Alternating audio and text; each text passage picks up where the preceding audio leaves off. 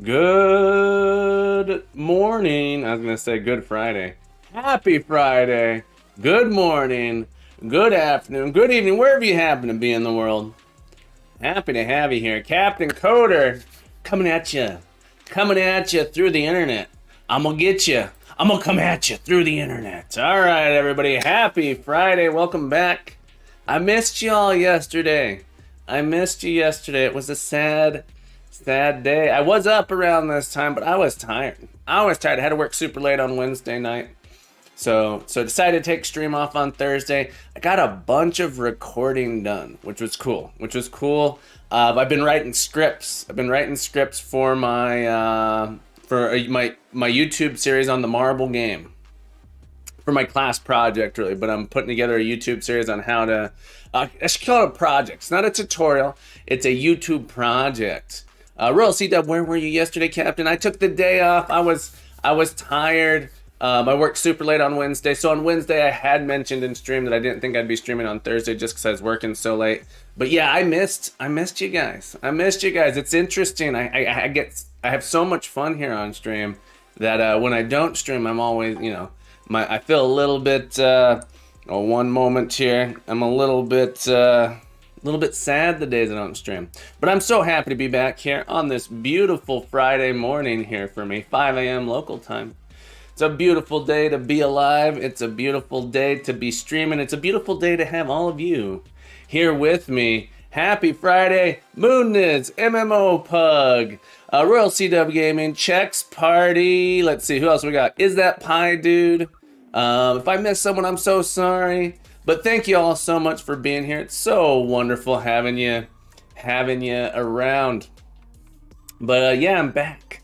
Captain's back. I will not be streaming on Monday as well, which is a bummer. But yeah, so I won't be streaming on Monday. Maybe I'll stream on Monday. I don't think I'll be streaming on Monday. But that's it. I am not in Colorado. Real CW Gaming. I am in I probably shouldn't say where I am. Like everyone, I've said it before on stream. People know where I am, but all the I've been trying to be a little bit more careful with my identity online since I've got a lot of people. I'm in the Southwest. I've said it before. People could probably figure it out if they really, really wanted to figure out where I am. That's why I'm like, but should be a little bit careful, I suppose.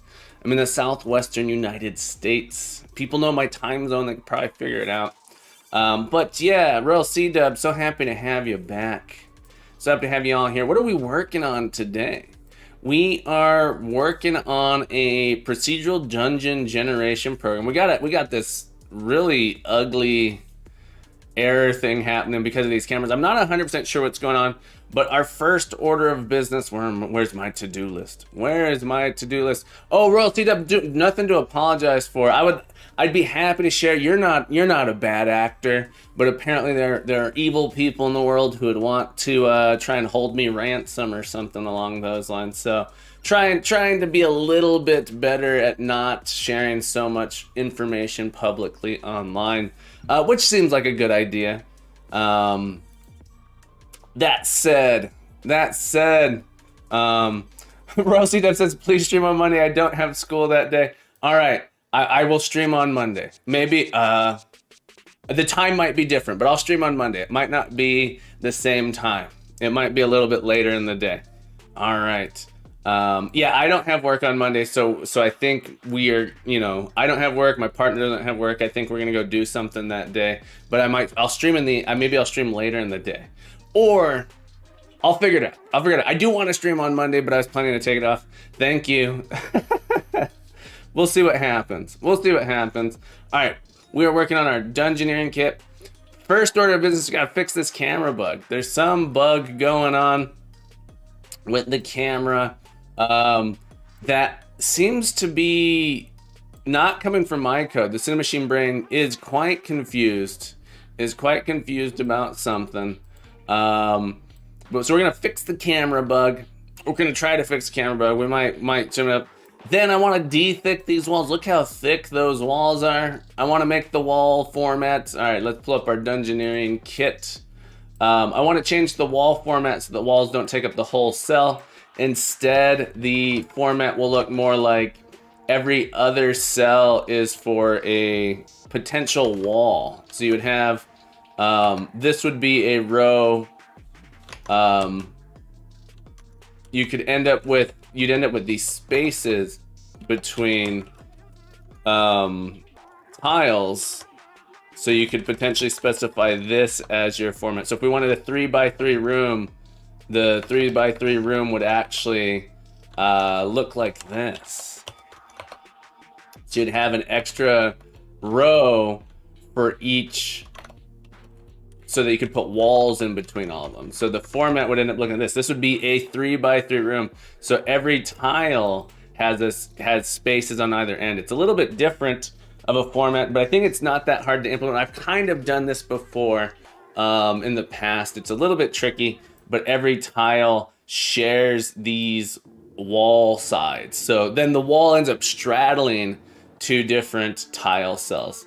It's a little bit trickier to implement because it's not as straightforward. But I think this will be much better. So we end up with not so thick walls. And then your doors and stuff are a little bit easier to define as well. So like a door tile would be like a minus sign or something like that. All right, so that's what the plan is today. Fix camera, update file format, create walls that straddle. Mooney says, by the way, you can see what's null in the Cinemachine free look camera since all packages are open source. Yeah, so when we look in to see what's null, in there, it is something's going on with the rigs. Remember when, and if you were here last time, so essentially the rigs, it's saying the rigs transforms are null or something, and we look in, and I've tried to look at this. There's no rigs attached to this. Remember in Mooniz when there were like rigs floating around out here? Something weird has gone on. Yeah, so we're gonna, essentially the prefab, something's gone wrong with the way the prefab was set up, so I think that's what's gonna go on. But yeah, our rigs have vanished somehow, magically. So we're gonna try again.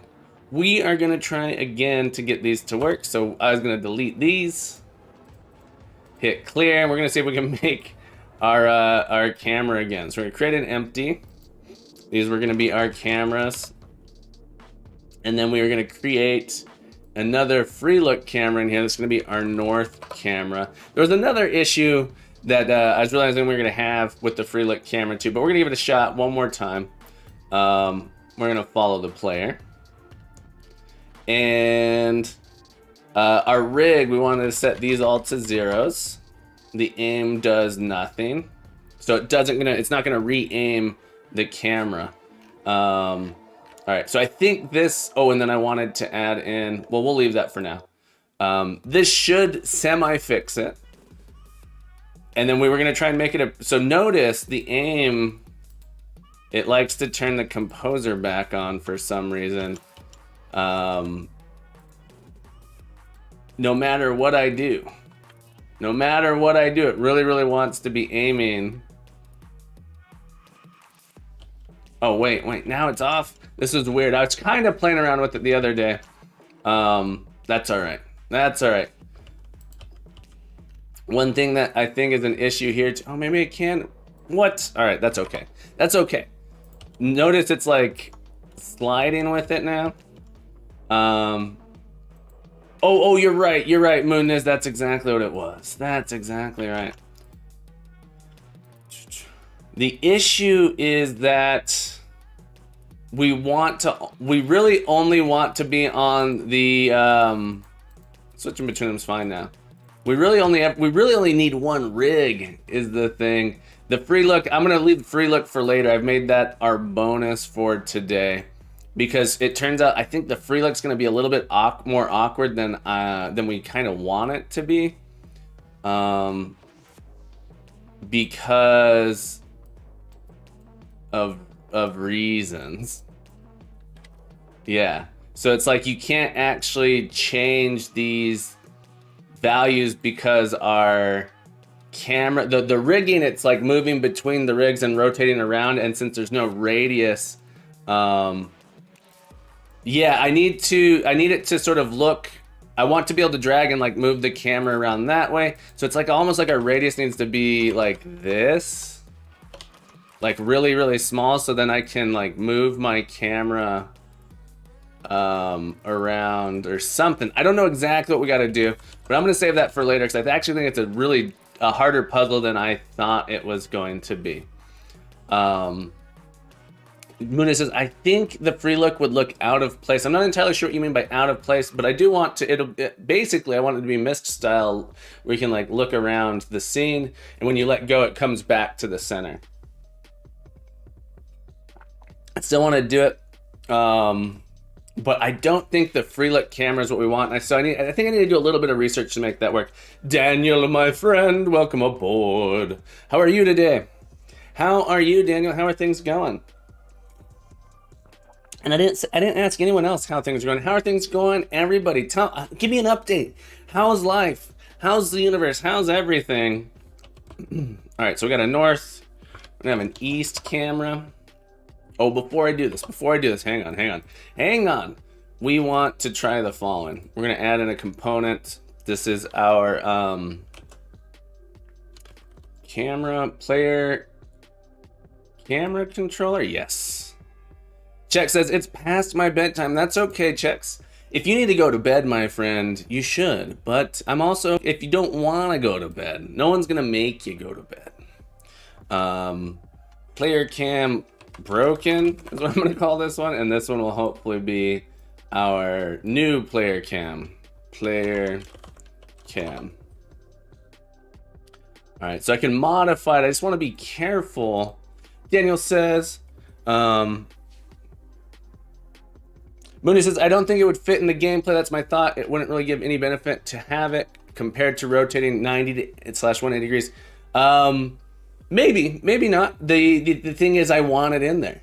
You know, so we do what we must because we can. We do what we must because we can. Darkman, yo! Happy Friday, my friend. How's your game coming along, Darkman? Do we got another demo yet? I know you said like 4 to 5 days. Last time I poked you, I pinged you about it. I'm excited to check out some more. Let's create a folder here called broken. I'm gonna move these into our broken. I do like the free look camera in other crawler games that I've used, Moonness, so I do want to add it in there. Daniel says, I shed a few years while watching. Oh, you were saying I'm doing okay. Finished watching Yu-Gi-Oh! Duel Monsters today. It's sad that it's over, and just watching some YouTube and Twitch. Yeah, man. Anytime you get to the end of a show that you really, really liked, it can always be it's like almost devastating. It's like, especially if you've been watching it for years. It's like these characters are part of your life sometimes, it feels like. Let's move our player. Let's move them to 1-1-2, just so that they start in sort of the middle of the room, not in a wall there. Let's then also make a south. This one will be 180 degrees. And a west. Gotta get that west camera as well, 270. All right, let's try that.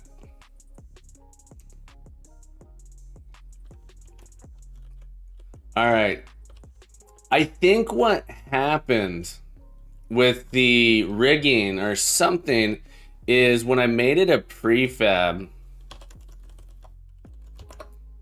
Darkman says, about the game, I'm taking a little 3 days. Are you taking a 3-day break? That's fine. I was just curious. Your game is looking interesting. I want to encourage you to keep working on this, what I'm going for. All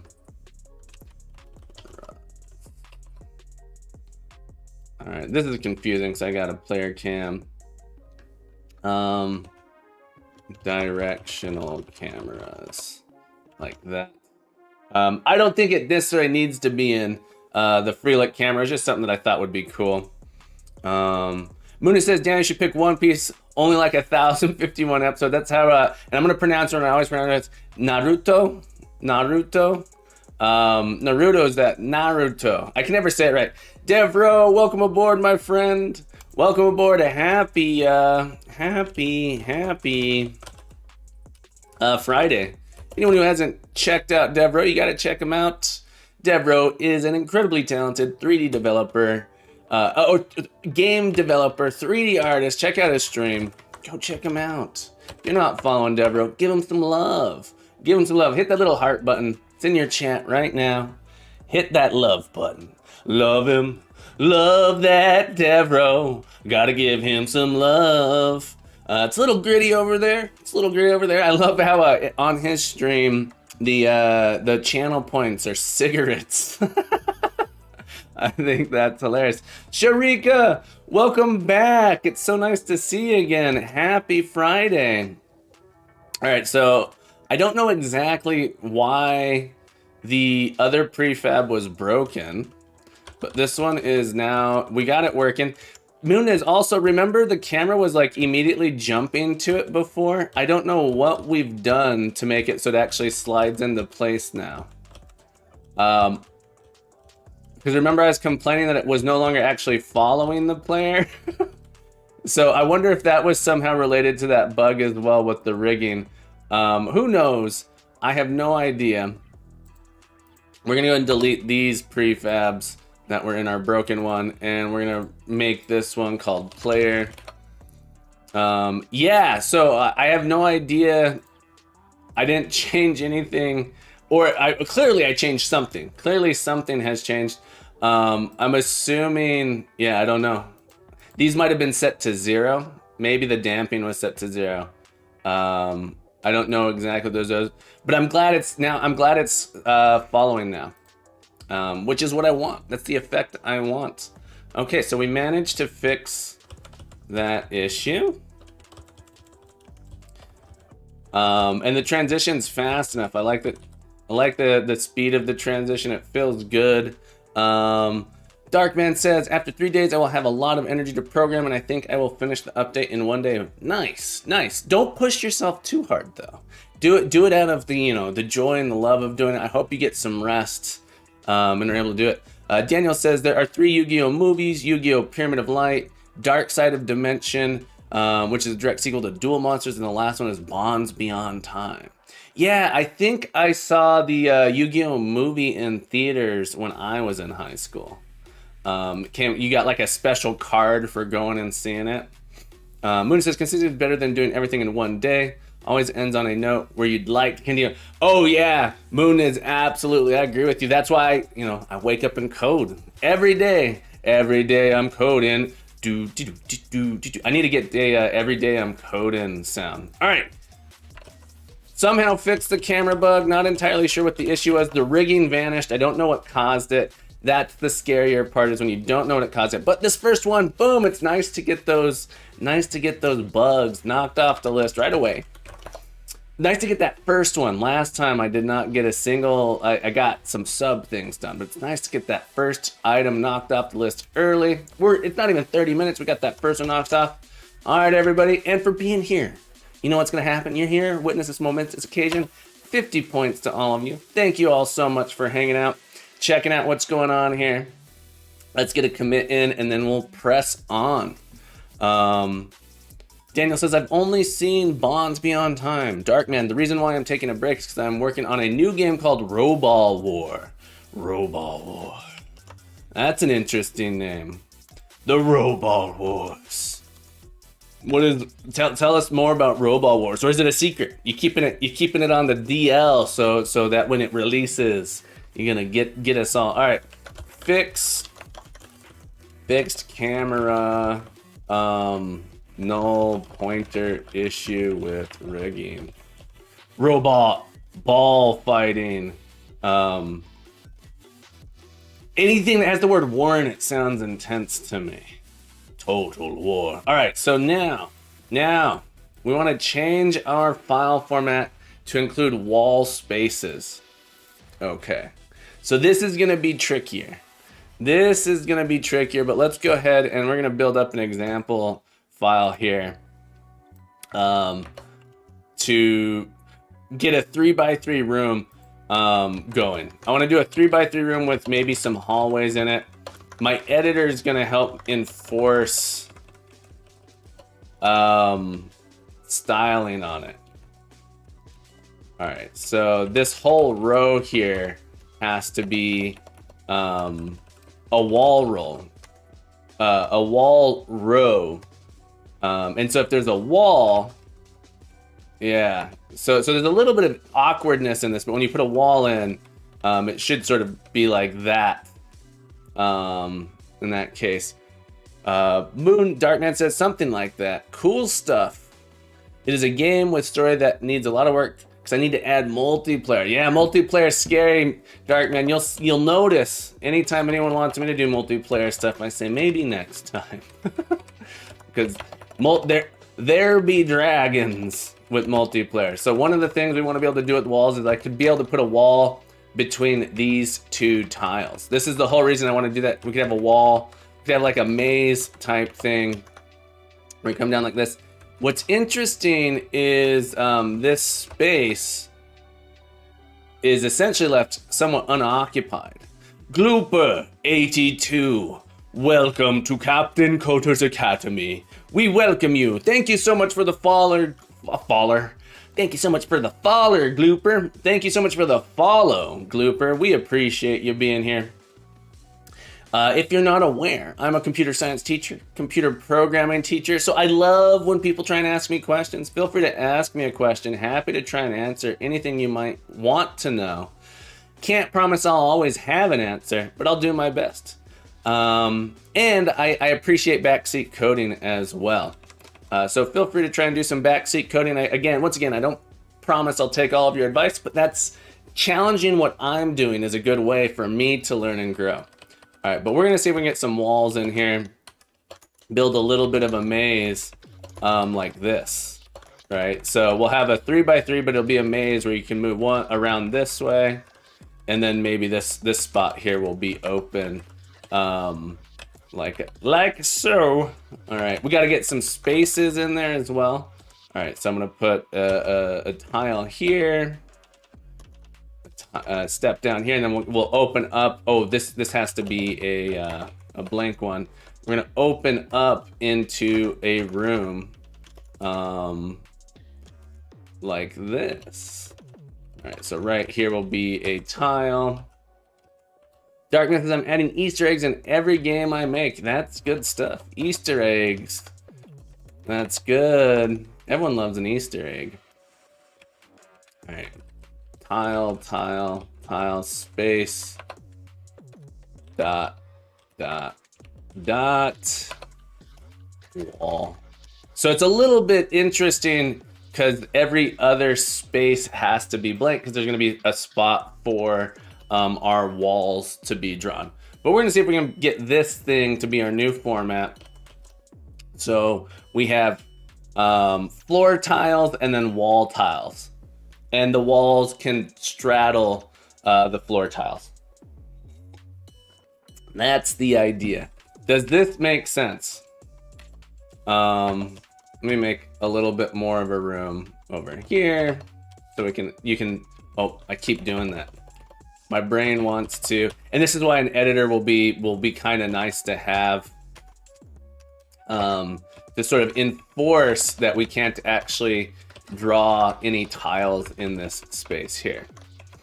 All right, and we'll just have it look like that. There we go. So this is sort of going to be our map setting like that. All right, so I'm going to take this. I'm going to put this into our default UI builder. It'll be our default text here. Can I edit this default text? There it is. That'll be our default text there. Can I make it so it has, pull this UI, pull the UI builder out. Make it so this is by default a little bit bigger. Can I change the height? Can I make the height auto? There we go. Auto height. Beautiful. Beautiful. Beautiful. It's like that, what was that song?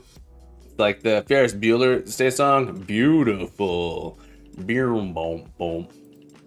Oh yeah.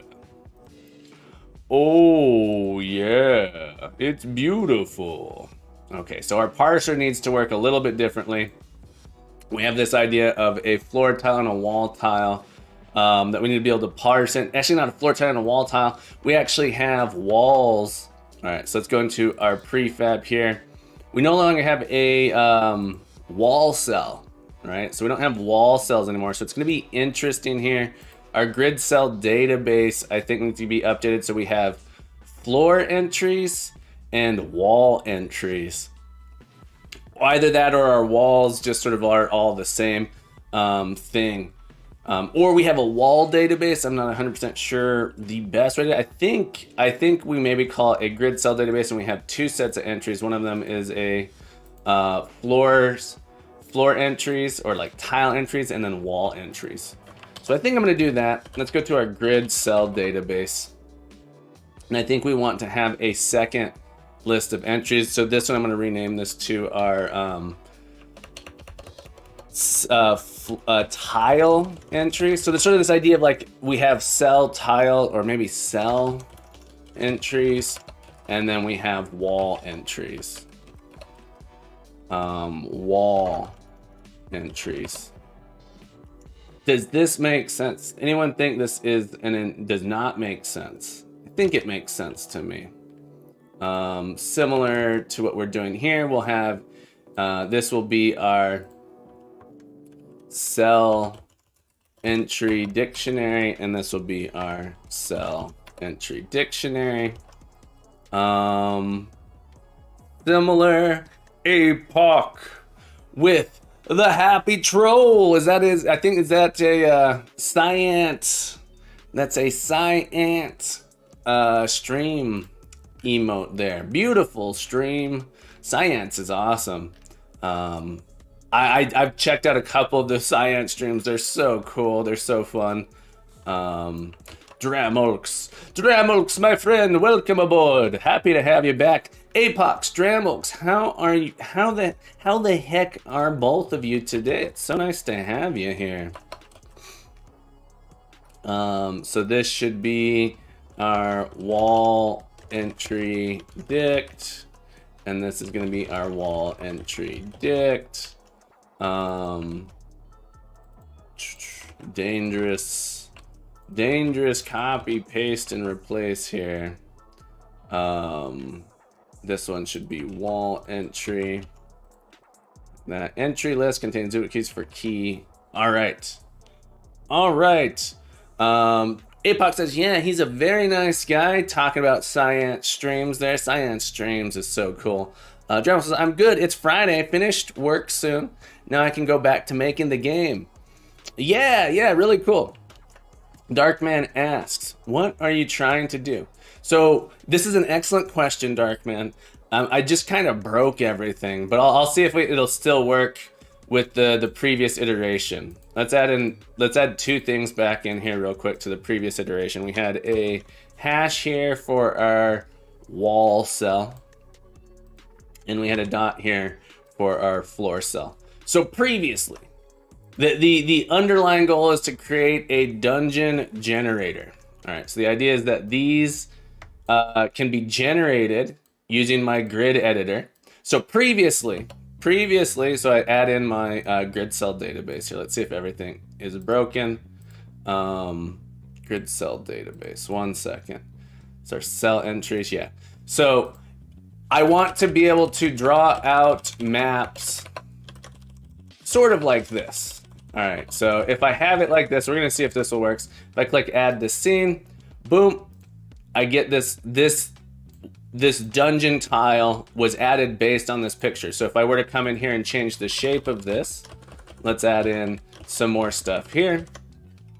Click add to scene, I get that shape added to my scene based on what this looks like. So the idea is I want to be able to procedurally generate my dungeon tiles. All right, so I'll have these dungeon tiles and then I connect them together doing some kind of procedural generation. So this is what we currently have. So what we currently have is this generator.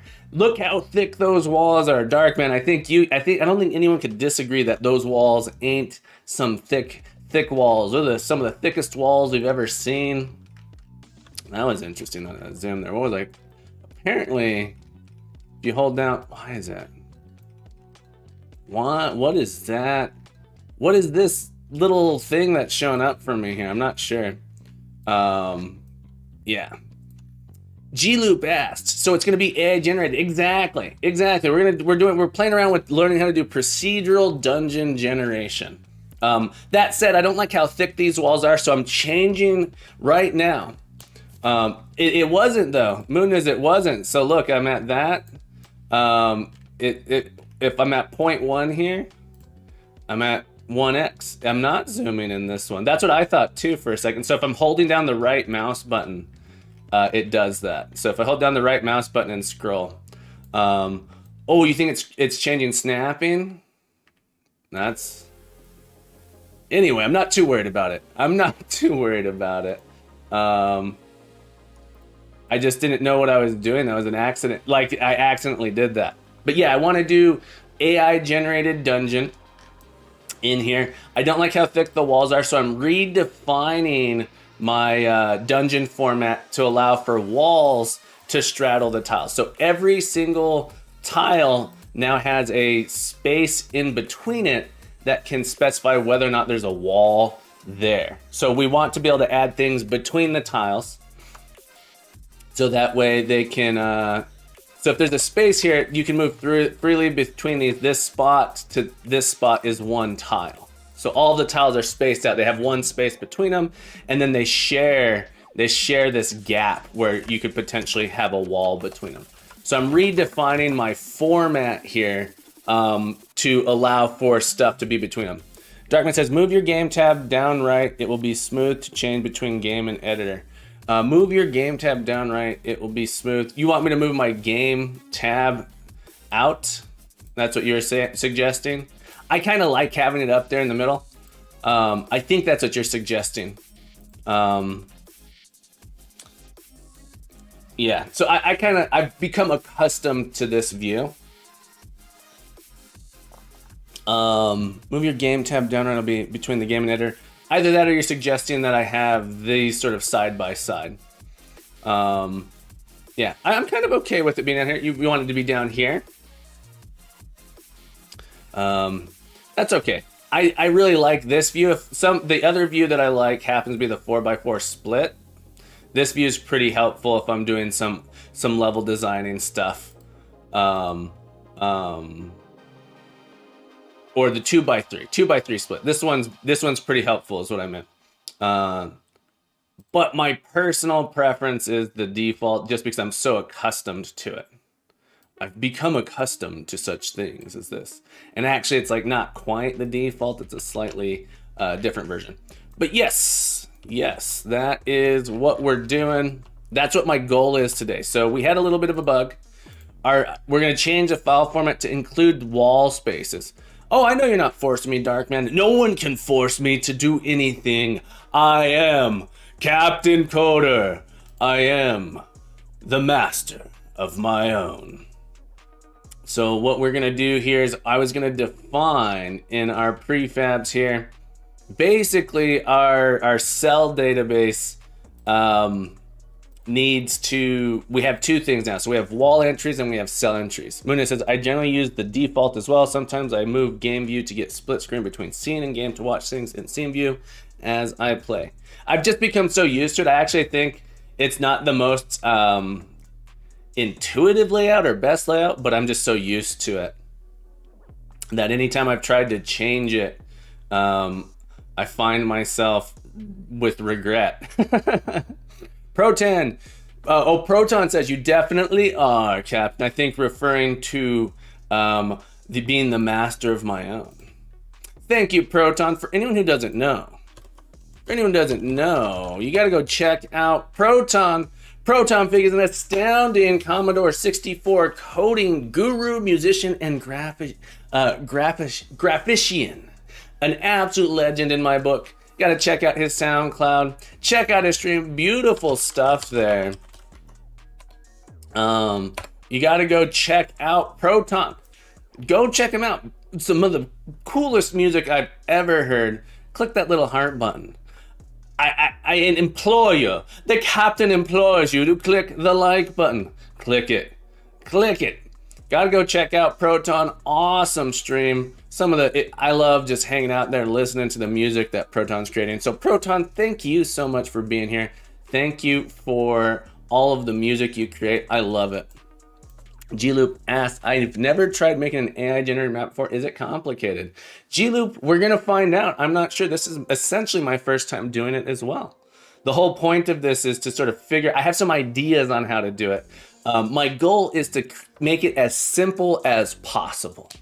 My goal is to make it as simple as possible. But if you hang out long enough, G-Loop, you will find out whether or not, just how complex it might be. I'm hoping to make it simple. All right, so our wall cell, this is instead just gonna be our wall. Okay, so let's come into here. And our wall needs to be less chunk, right? So the wall itself, I want to get my Pro Builder up. Pro Builder.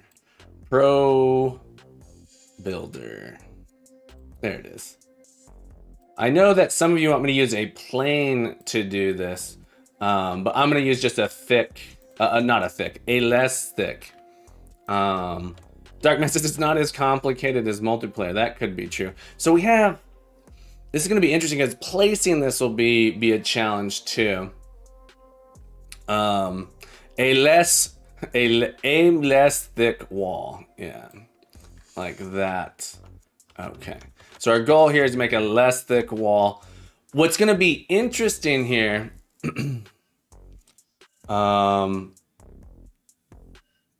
yeah, a less thick wall. Getting these to sort of snap together will be an interesting challenge, I think. I might have to make some kind of set together to where it's like, yeah, so I'm gonna need like corner pieces, T-pieces. There's gonna be like several different walls that we have to choose from depending on how they line up. Rave, good morning, my friend. Happy Friday. Dremok says, time for me to make a system that will track player choices and dialogues and affect things, aka player agency. So for now, here's what I'm gonna do. I'm gonna do something, I'm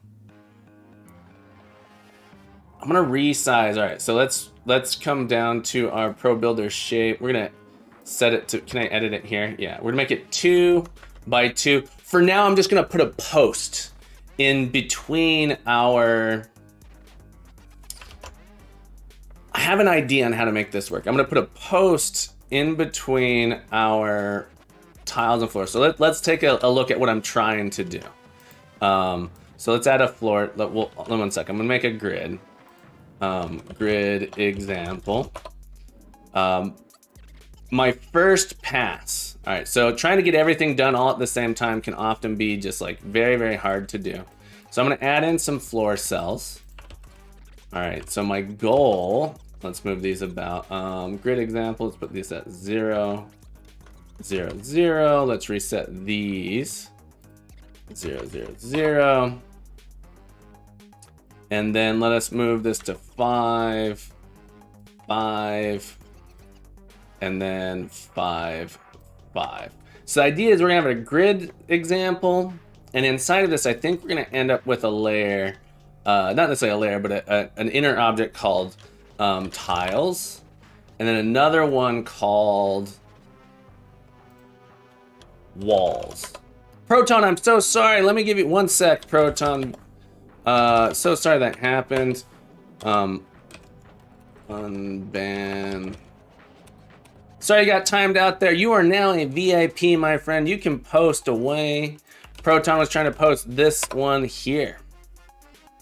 Had said last one was original SID. Here, let me get you there. I'm so sorry, my rogue bot got us. So sorry about that. Let's listen to this. Darkman, I'm so sorry you have to head out. Don't worry, my friend. Have a beautiful day. We're looking forward to seeing you tomorrow or whenever you happen to be back. You're welcome back anytime, my friend. You're welcome back anytime. One sec. Let me get this tune blasting. All right. Proton. Let me see if I can. Let's listen to this. Listen to this sweet music by Proton here. Let me get this blasting. One moment. Bear with me, everybody. Are you bearing with me? Are you bearing with me? You better be. You better be bearing with me. All right. Here we go. We're gonna add this in here. Come on. Why can't I add that?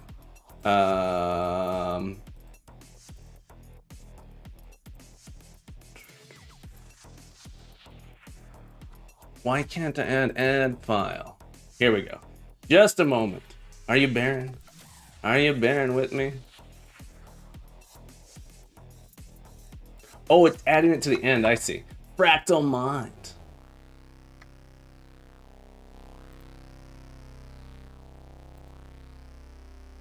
This is... We are currently listening to our good friend Proton.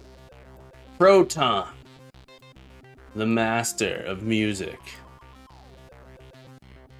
All right, let me see if I can get this cranked up. Cranked up's not the right word. Let me see if I get this a little bit less limited here.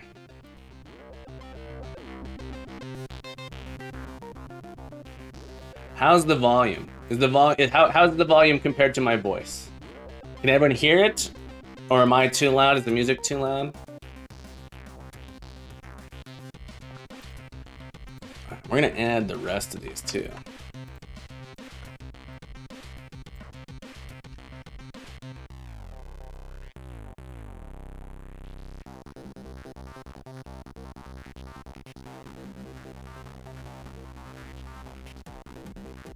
Bear with me.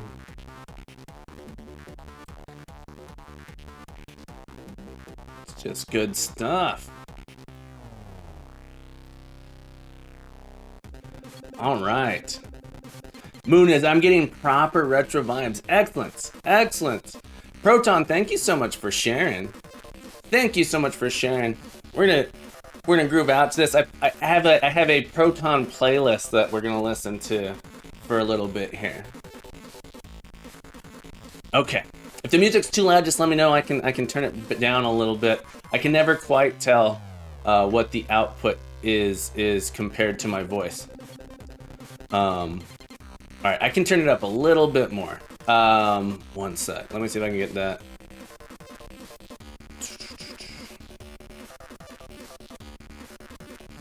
I'm using a limiter on the music.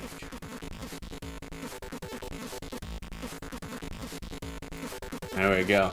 G-Loop, Proton's music's awesome. If you go to his stream, you can watch him essentially programming the music. It's friggin' great.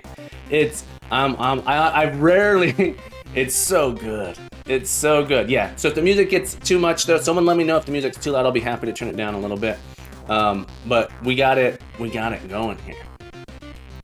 It's hard for me to tell because it's coming through my headset, and my headset's like separate from the audio what you hear, so I can never quite tell. I need to sit up so I have like a monitor so I can actually tell the difference. All right, so what were we doing? My goal here is to get these different tiles to have walls straddling them. All right, so the idea is I'll have a wall here. It's still a bit too thick. Let's come into this here. Let's set it one by one. What I think I'm gonna do, Mooney says, something I've noticed that a lot of people watch streams on smartphones, laptops, so having music loud is generally bad for most users. Yeah, so that's why I have the music limited. It actually is set up so that if I'm talking, the music will be quieter. And if I'm not talking, the music will like scale up. But I end up talking so much that the music just ends up being quiet. But it's sort of limited so that my voice will always be much louder. Hopefully much louder than the music. But yeah, let me know if there's any trouble hearing the music or hearing my voice. Right, here we go.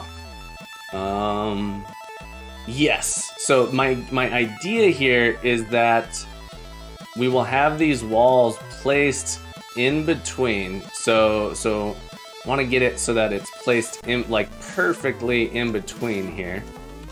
All right. So we start out with, so let's imagine we had two walls, and this is sort of where those walls will be placed between each other. This thing will start as just a post, and then it will sort of detect the nearby walls and expand itself to take up the space between the walls. That's my idea, at least. So we want to be able to have these straddle. Can I do +5? I can't. All right, can I do snapping? Snap on? Can't tell. Snap is on now. Okay. But yeah, the idea here would be that I have sort of, let's say I have a wall.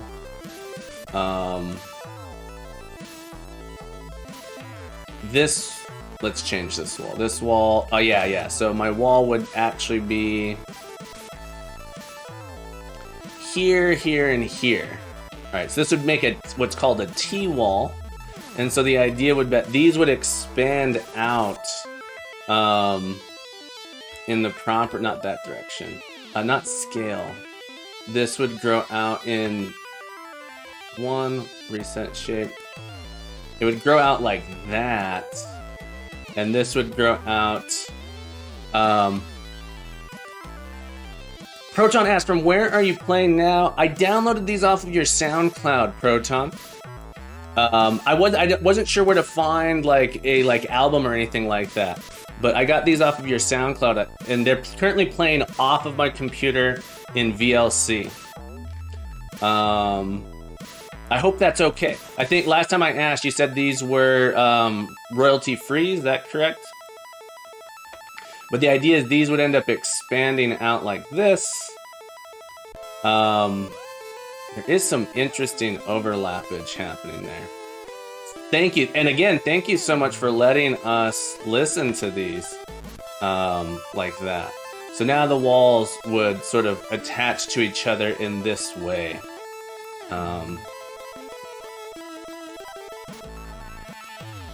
But for now, what I'm going to try and do is get it, if there's a wall in between something, I want to just sort of place the post in there.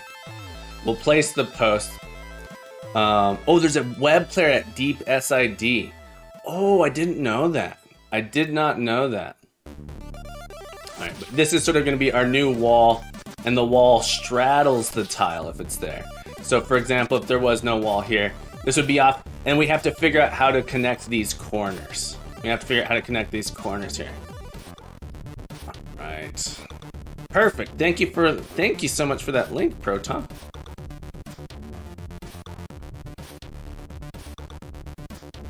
Much appreciated. Much appreciated. Ah, I see the tab there for player. Gotcha. Excellent.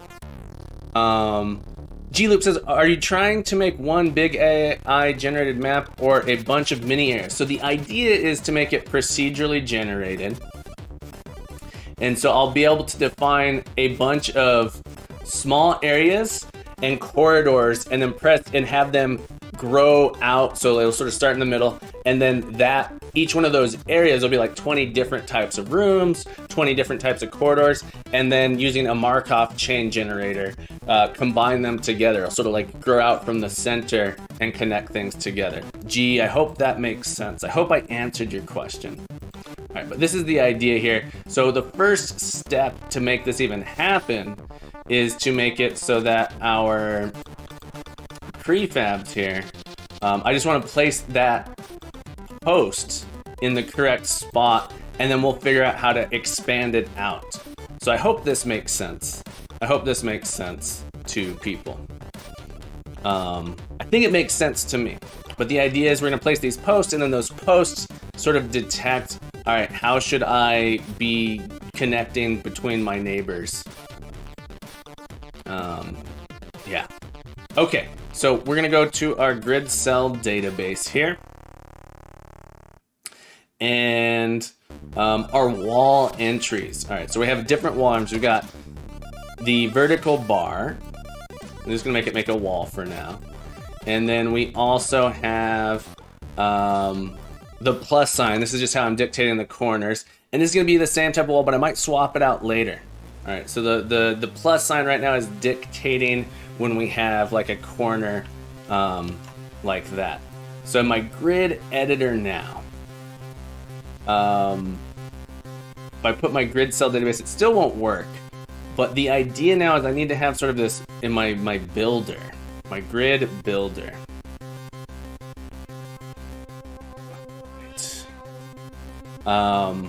The way we parse things in is very different it's going to be very, very different. And so I got to think this through a bit.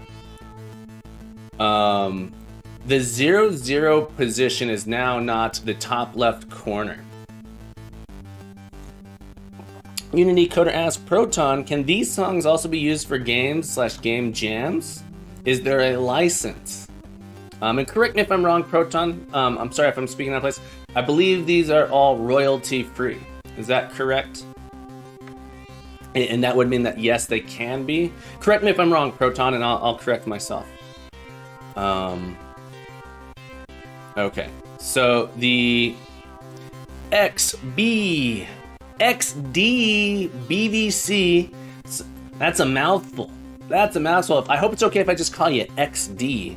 Welcome aboard, my friend. Happy Friday to you. This is Captain Coder's Academy. I am Captain Coder. And if you are not aware, for those who don't know, I am a computer science teacher. I'm a programming teacher. It's what I do for a living. It's my job. But I'm here streaming some of the projects I'm putting together for my class. This one's actually not a class project, but I might turn it into one. So if you have any questions, do not hesitate to ask. I love answering questions. I can't guarantee I'll always have an answer, but I'll do my best. Also, if you are, what am I trying to say? Backseat coding. I'm happy to entertain any backseat coding ideas you might have. So don't hesitate to ask those as well. It's one of the best ways, in my opinion, for myself to learn and grow. XDS, what are we working on today? I'm trying to build today, our goal is to take this. So this here is like a map in 2-dimensional space. I'm trying to write a program. I'm trying to update my code right now to take this and generate a map on the screen with it. It was working, but I'm changing my file format. So previously the file format was different. I can show it to you again real quick. I'll show it. All right, we just had the question, but we'll answer it one more time. It's gonna be a little bit wonky this time because the walls are a little bit broken. But we're in the process of a refactor. But the idea is we can define shapes like this. Our walls used to be too thick. So I could define, say I have a map I want to make or a room in my dungeon that I want to make. Define this 2D and click add to scene. And it will generate that. Our walls, we're trying to de-thickify the walls. And so you'll notice it generates this room. Assume those walls are all actually thicked out. So we have this generator working as far as like taking an ASCII file and putting it into the universe. But I'm in the process of de-thickifying the walls and changing my file format to apply different types of tiles. So the end goal is to have a procedurally generated dungeon. I'll be able to define different types of rooms, how they can possibly connect together, and then I can hit a button that will generate a random dungeon for me. And then the idea is I should be able to manually edit that dungeon, use it to build a base dungeon, and then edit it to my liking, or potentially say, okay, these rooms are guaranteed to be here in this format. I hope that makes sense. But yeah, we're in the process of getting this to work. I I'm changing it so that the walls don't take up a full tile. Instead, we want our walls to be able to straddle our tiles. So now our tiles are spaced out. Every tile has a space in between them. And so the first thing I need to do is I need to build up my floors, my floor tiles, and then add in my walls. And so my floor tiles are actually spaced out. They don't start at 0, 0 in my file anymore. They start at 1, 1, and then they go every 2 spots. So my increment needs to be a little bit different here. So I'm looping through my rows.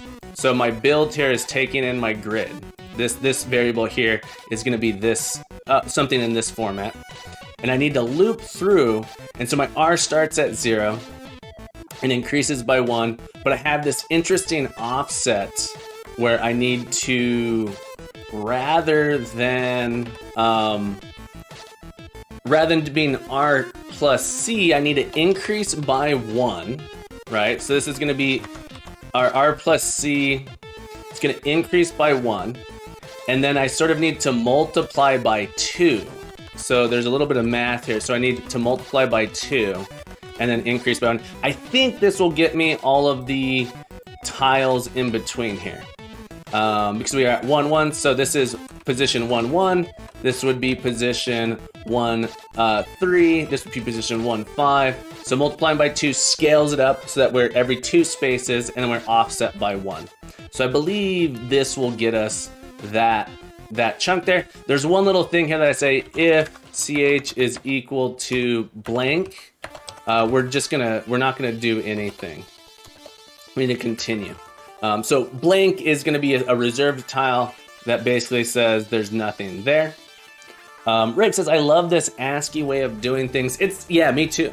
Me too. Captain Coder, in the deep side, there is a top left player type. Web SID works for most. Song sounds improper. You may try Hermit Player instead. I'm gonna check it out. Proton, thank you so much for that. I have it bookmarked. I'm gonna play around with it in a little bit. Well, let me see if I can get it working. I like my stream is set up for all the audio to go through like VLC right now, so it's like the program that's running. Let me play around with it later, but I would love to be able to showcase your music more. I hope it's okay if you want me to change the music now to something else that's not your music. If it's coming through in a weird way, let me know. I'd be happy to change that up. But yeah, XDBVC, thank you so much for being here. Happy to have you aboard. Welcome to the crew. How are you today? What brings you to Captain Coder's Academy? Yeah, quality MPs can be queried from me. Yeah, Proton, let me reach out to you too. I would love to get like them as MP3s so we can listen to them. I'm sorry if these are super low quality. They're from SoundCloud, so I apologize if they're poor quality. But yeah, I would love to be able to play your music directly off my computer in MP3 format. What are we doing? What are we doing? Let my brain get sidetracked here. Let my brain get sidetracked just a little bit. Yes, okay. Oh, I just finished this. I wanted to make sure that this would build out my tiles this way. I think it will. So let's add this in. I'm gonna go ahead and hide this chunk here. Let me add my grid cell database. I need to make this automatically save or serialize the grid cell database that was there. Not what I meant. Didn't mean to click play. Unplay. Add this in. Okay, we do have an issue. Null reference, object reference, could not instantiate. Let's see here. Grid builder. Close this example. XD says class generate map public patterns equals rand vector function patterns print patterns, something like that. Unity Coder, I'm planning to have a like meta file next to it so you could actually specify things like, oh, what is the elevate? Plan is a strong word. Love to have is a better word. So you can like define this 2D map, but you could also have like a little bit of 3D-ness associated with it in the editor as far as like making ramps. So for example, it would just sort of automatically know if the height of this spot here was 0.5 and this one was 0, that these two things should sort of ramp together somehow. There's a lot of things you could potentially do. XD says, I hope that helps you generate a map. It might. It might just do that. We'll wait. We have to wait. We have to get there first. All right, so it's saying that we couldn't find CH. What was the actual error here? Oh, did I not? Oh, I don't think I put in my grid cell database. That's what happened. There we go. I think. Maybe. Clear. All right, we got a different error this time. Add to scene. Index was out of bounds. So we go to our grid builder here. This is interesting that it's out of bounds. Oh,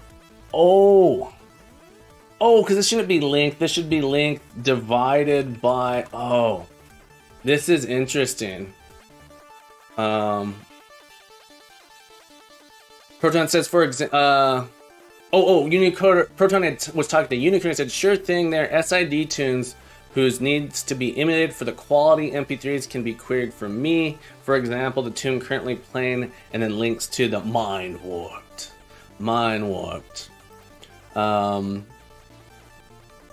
Okay, so I wasn't quite right because we need to figure out the width and height. If I divide by 2, is that enough? All right, let me look at my example here. Because the actual width is 1, 2, 3, 4, 5, 6, and 1, 2, 3, 4, 5, 6. So this should be 6 by 6. I'm sure I'd be able to hear a quality difference just because of the way I don't know if I would be able to hear it, but the versions I downloaded from SoundCloud, I'm sure are like oddly compressed. Oh yeah, you can hear a difference, I'm sure. Proton, if you'd like me to stop listening to these on stream right now, I'd be happy to do that just because I know the quality is not as awesome as on your stream or from the quality.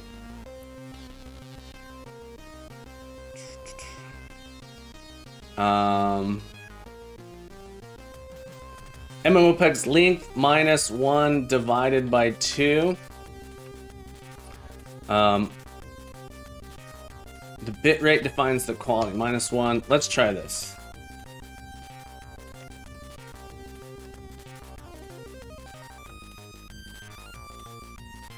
There's quite a few things that'll define the quality. I'm no soundologist. I'm not a guru like our good friend here, Proton. Alright, we gotta keep adding this back in. Index was out of bounds. List contains duplicate entries for dot. Hang on. There's multiple issues. Oh, let's get rid of that. Okay.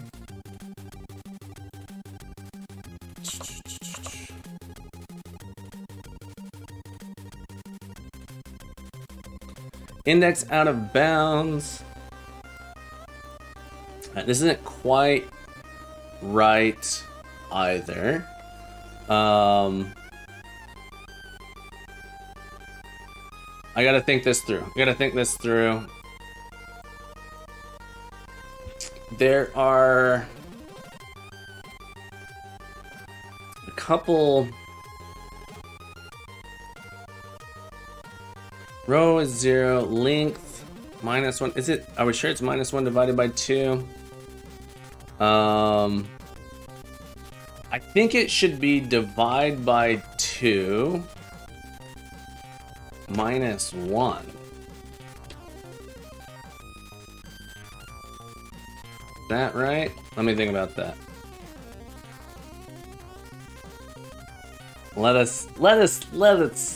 Lettuce and tomatoes on a sandwich, please. Sorry, I don't know why. Add the scene. What's going on here? Mine off by 1 errors. Index out of bounds. Hang on. Index was out of bounds. I might need to add in a, I might do a debug step here. To help my brain process this a little bit better.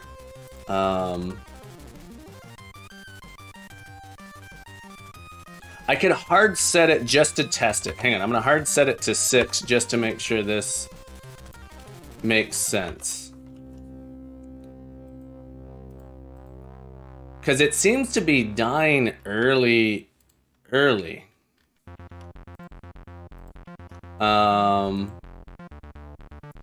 Oh, 6 isn't gonna work either though, because some of these are actually shorter. Hang on.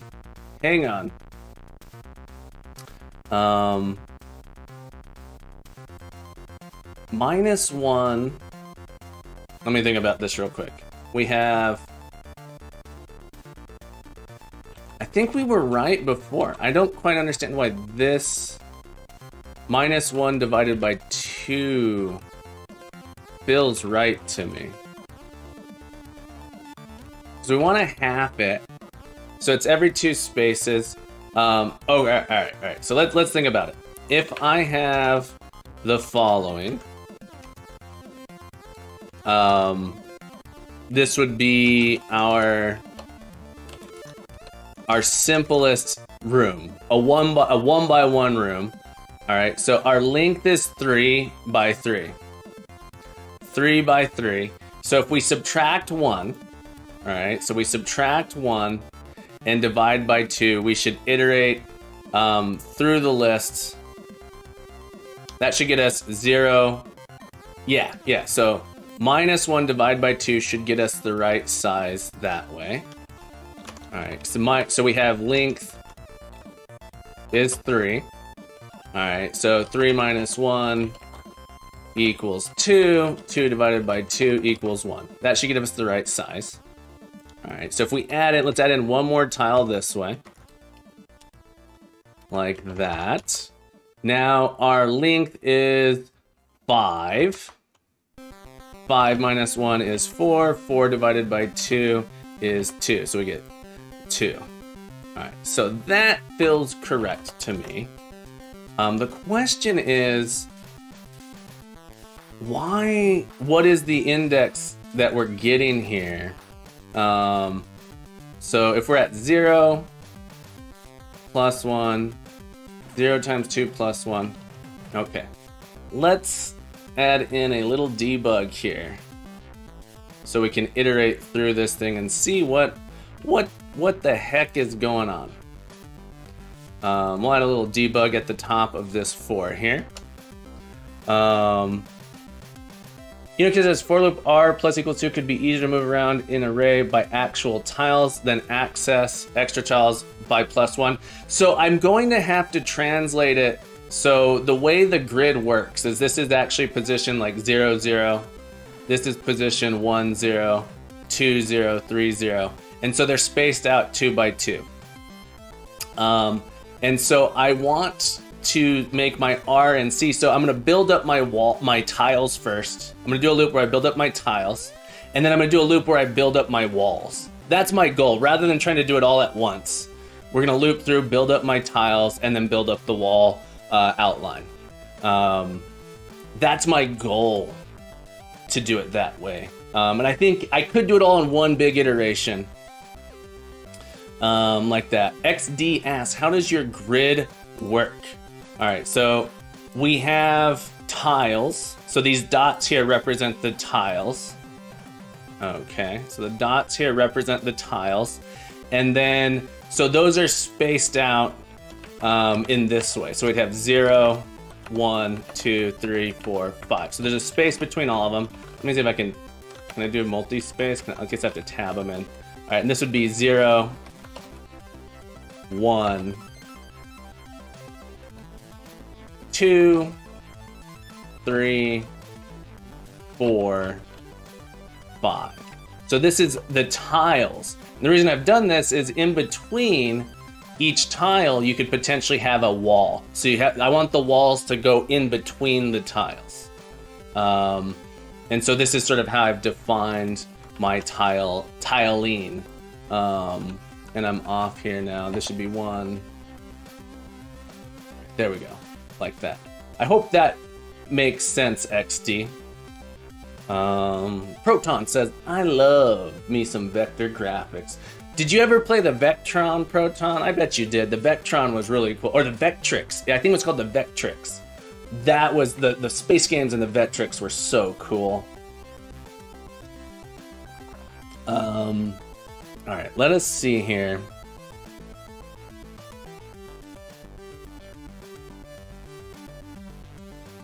Zero. I'm surprised. Okay, so I'm gonna connect this for debugging. Alright, debugger. Attach to the Unity debugger. Enable. We're gonna enable the debugger, see if we can get figure out what's going on, why our index is out of bounds here. Because it's a little bit surprising to me that it is out of bounds. I don't, logically it doesn't make sense. I'm hoping as soon as I go to debug, it'll all become very clear, I'm hoping.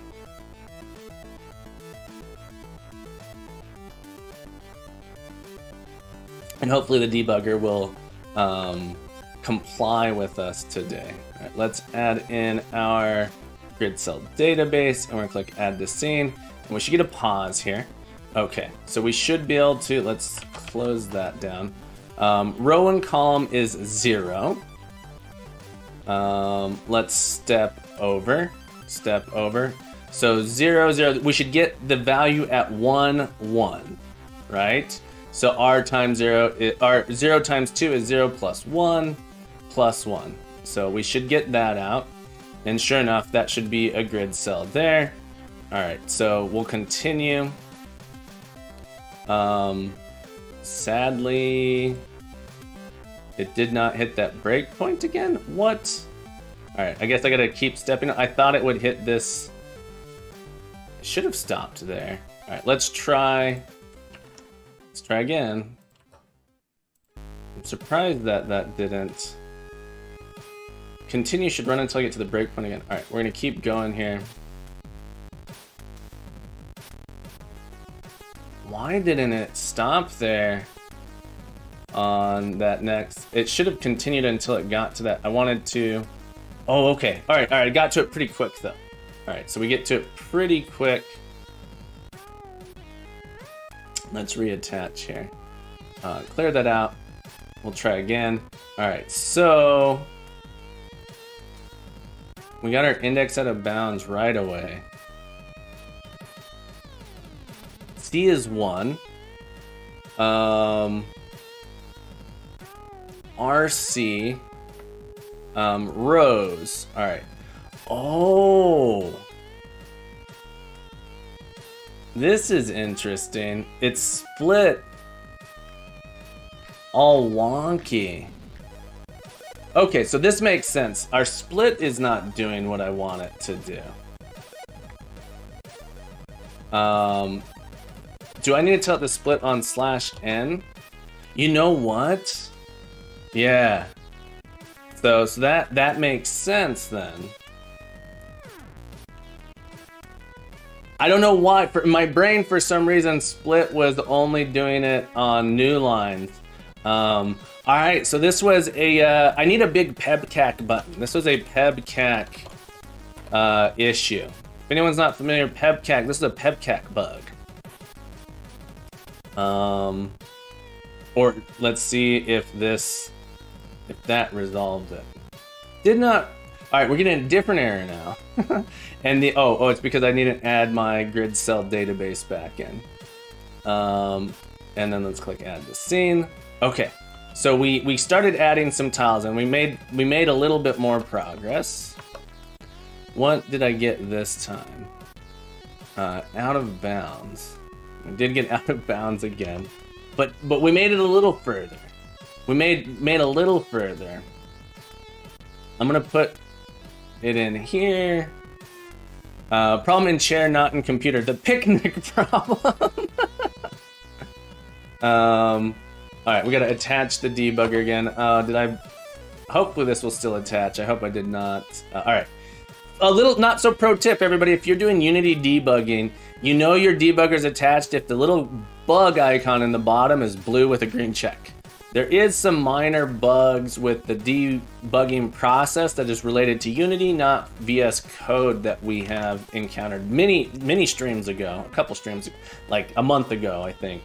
That was an interesting endeavor. I should be able to click continue. Okay, now I can click continue. All right, what do my rows look like now? These look correct. All right, so these look correct. So 0, 1, row 0. All right, so this is actually 0 here. Continue. So the question is, where do I get my exception? 3. All right, let's keep going here until row 1. Proton says Tempest is very cool. We played it at the zoo party last October. Actually, it is not vector based, but close to it. I don't think I've heard of Tempest. All right, so row 1. Let's get to row 2. So row 2, we should be here now. So we should have 3 columns. I think this is the issue. Okay, I think this is where the issue is going to come up. Let's look at our rows. So we should be looking here, and it's going to be 1, 2, 3. All right, but we have 1, 2, 3, 4, 5, 6, 7. Oh, it should only go to 3. All right, let's see if the issue happens here. So we got 1, 2, 1, 2, 2, 2, 3.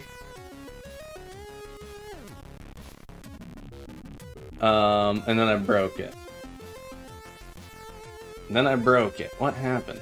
All right, reconnect. Ugh. That is where the error happens, I think. Moonray Murray says, yo. What's up, Moonray Murray? Google Tempest Arcade. Oh, Tempest, yes, I love Tempest. Thank you for my brain. All right, so anyone who doesn't know, Moonray Murray, though, happy Friday. Welcome back, welcome aboard. Tempest Arcade. This game is so good. This game is so good. Yes, I know this game well. You control these, you like roll around. You know, you roll around on these things and you shoot down, so there's little monsters coming up. This game is awesome. I want to make a clone of this game now that you've mentioned it, Proton. Oh, it's so good. This game is so good. I've spent many a quarters on this game. Many allowances were spent playing Tempest. All right, let's try and... What's going on here? Yeah, the wheel control is so cool. All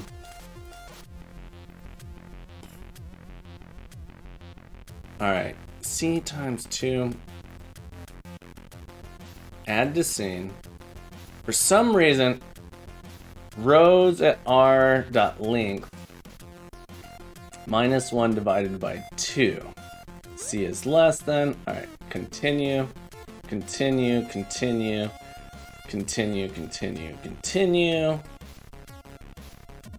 So it's the third, so row 3, R2. I'm pretty sure we're about to get an index out of bounds here. Yes. Okay, so we tried to go to 4. And let's see if we can understand why. So we can understand why. I accidentally stopped the debugger again. Rows of R minus length. Do I need to trim each one of these? All right, we're gonna. I think that they may not be trimmed. Using system.link. All right, we're gonna do select. S goes to s.trim. So we're gonna trim end. Dot to array. G-Loop's lurking. Welcome to lurk mode. Captain Coder knows that you have many options when you choose to lurk on Twitch. For choosing to lurk here, we thank you. We thank you for lurking in this location. It is much appreciated. All right, everybody, we've been going for about an hour and a half here. We got 5 more minutes. I really want to fix this in the next 5 minutes before I get more coffee. I am out of coffee. I got a little bit of water left. Let's hydrate real quick. My guess is there was some rogue character at the end of this. We're gonna see if trimming the end works.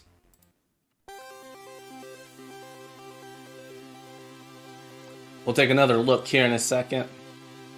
Like add to scene. Now if we look at our rows, I should have not trimmed it. There's a space there. Gotcha. Continue. The debugger's so wonky, my friends. So wonky. Delete. Let's turn off the debugger. Clear. Add the scene. Now I don't have my database attached. Oh, the pains. The pains. Index was still out of bounds. Let me put a debug log in here. Debug.log.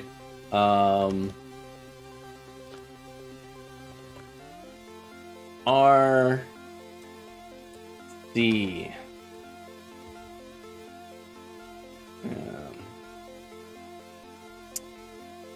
The stepper did show me a little bit of information, but not everything I needed. Add this scene. On 2-3.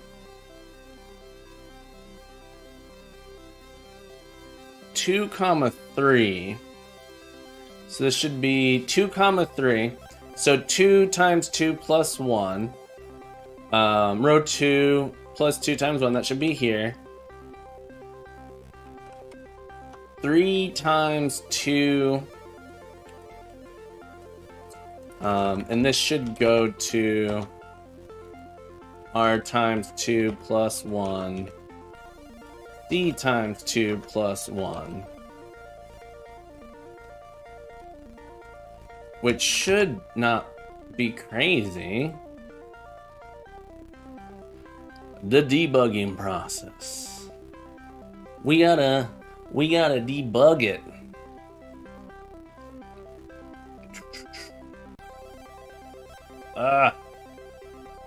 Get rid of these generated grids.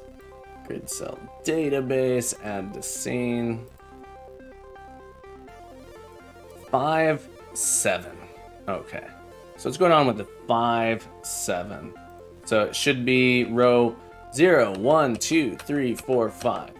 0, 1, 2, 3, 4, 5, 6, 7. It is going too far. Why is it going up to 3? 7 minus 1.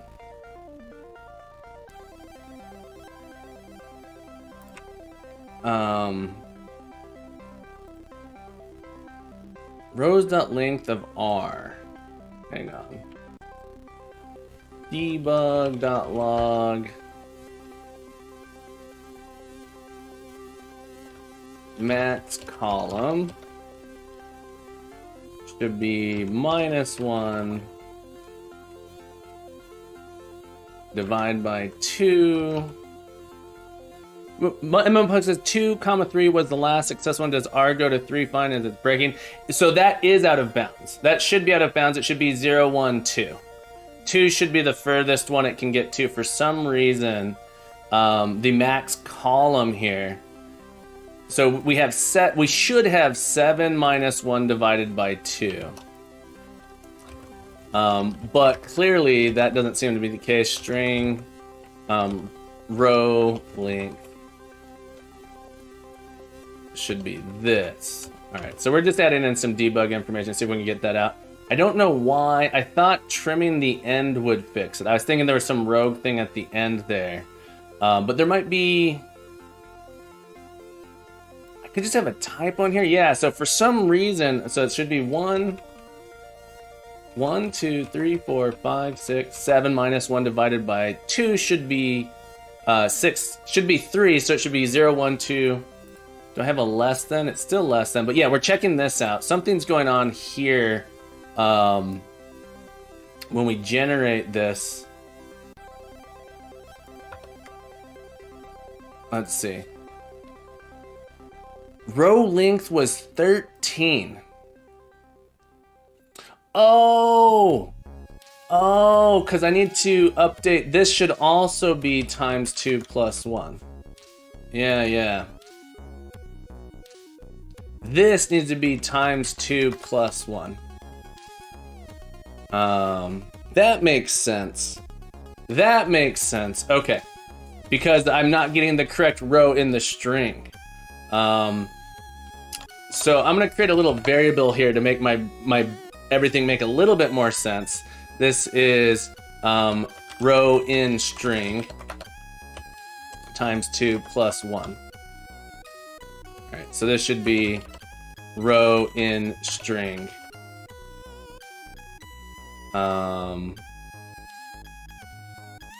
Yeah, so this is row in string. And then it's sort of like the translation there to get that position. Okay, so that was the issue. I was not looping, I'm not examining the right spot. I'm not actually calculating the length properly. Alternatively, all right, so we could actually do string row is equal to rows of this. This might make more sense. This is the actual row we're looking at. And then this would be row dot length. And this, I think this makes more sense. R times 2 plus 1. Yeah. I think this makes more sense from a standpoint, sorry. This should be row at this index. Yeah, I think this makes more sense. Parentheses aren't necessary there. Format, let's see if that does it. That makes sense. If I had a complete, if all the rows had the exact same length, this was a bug previously too, I think. Clear, 1 second. All right, my editor's so annoying to use. I need to have it have a default grid cell database. Clearly.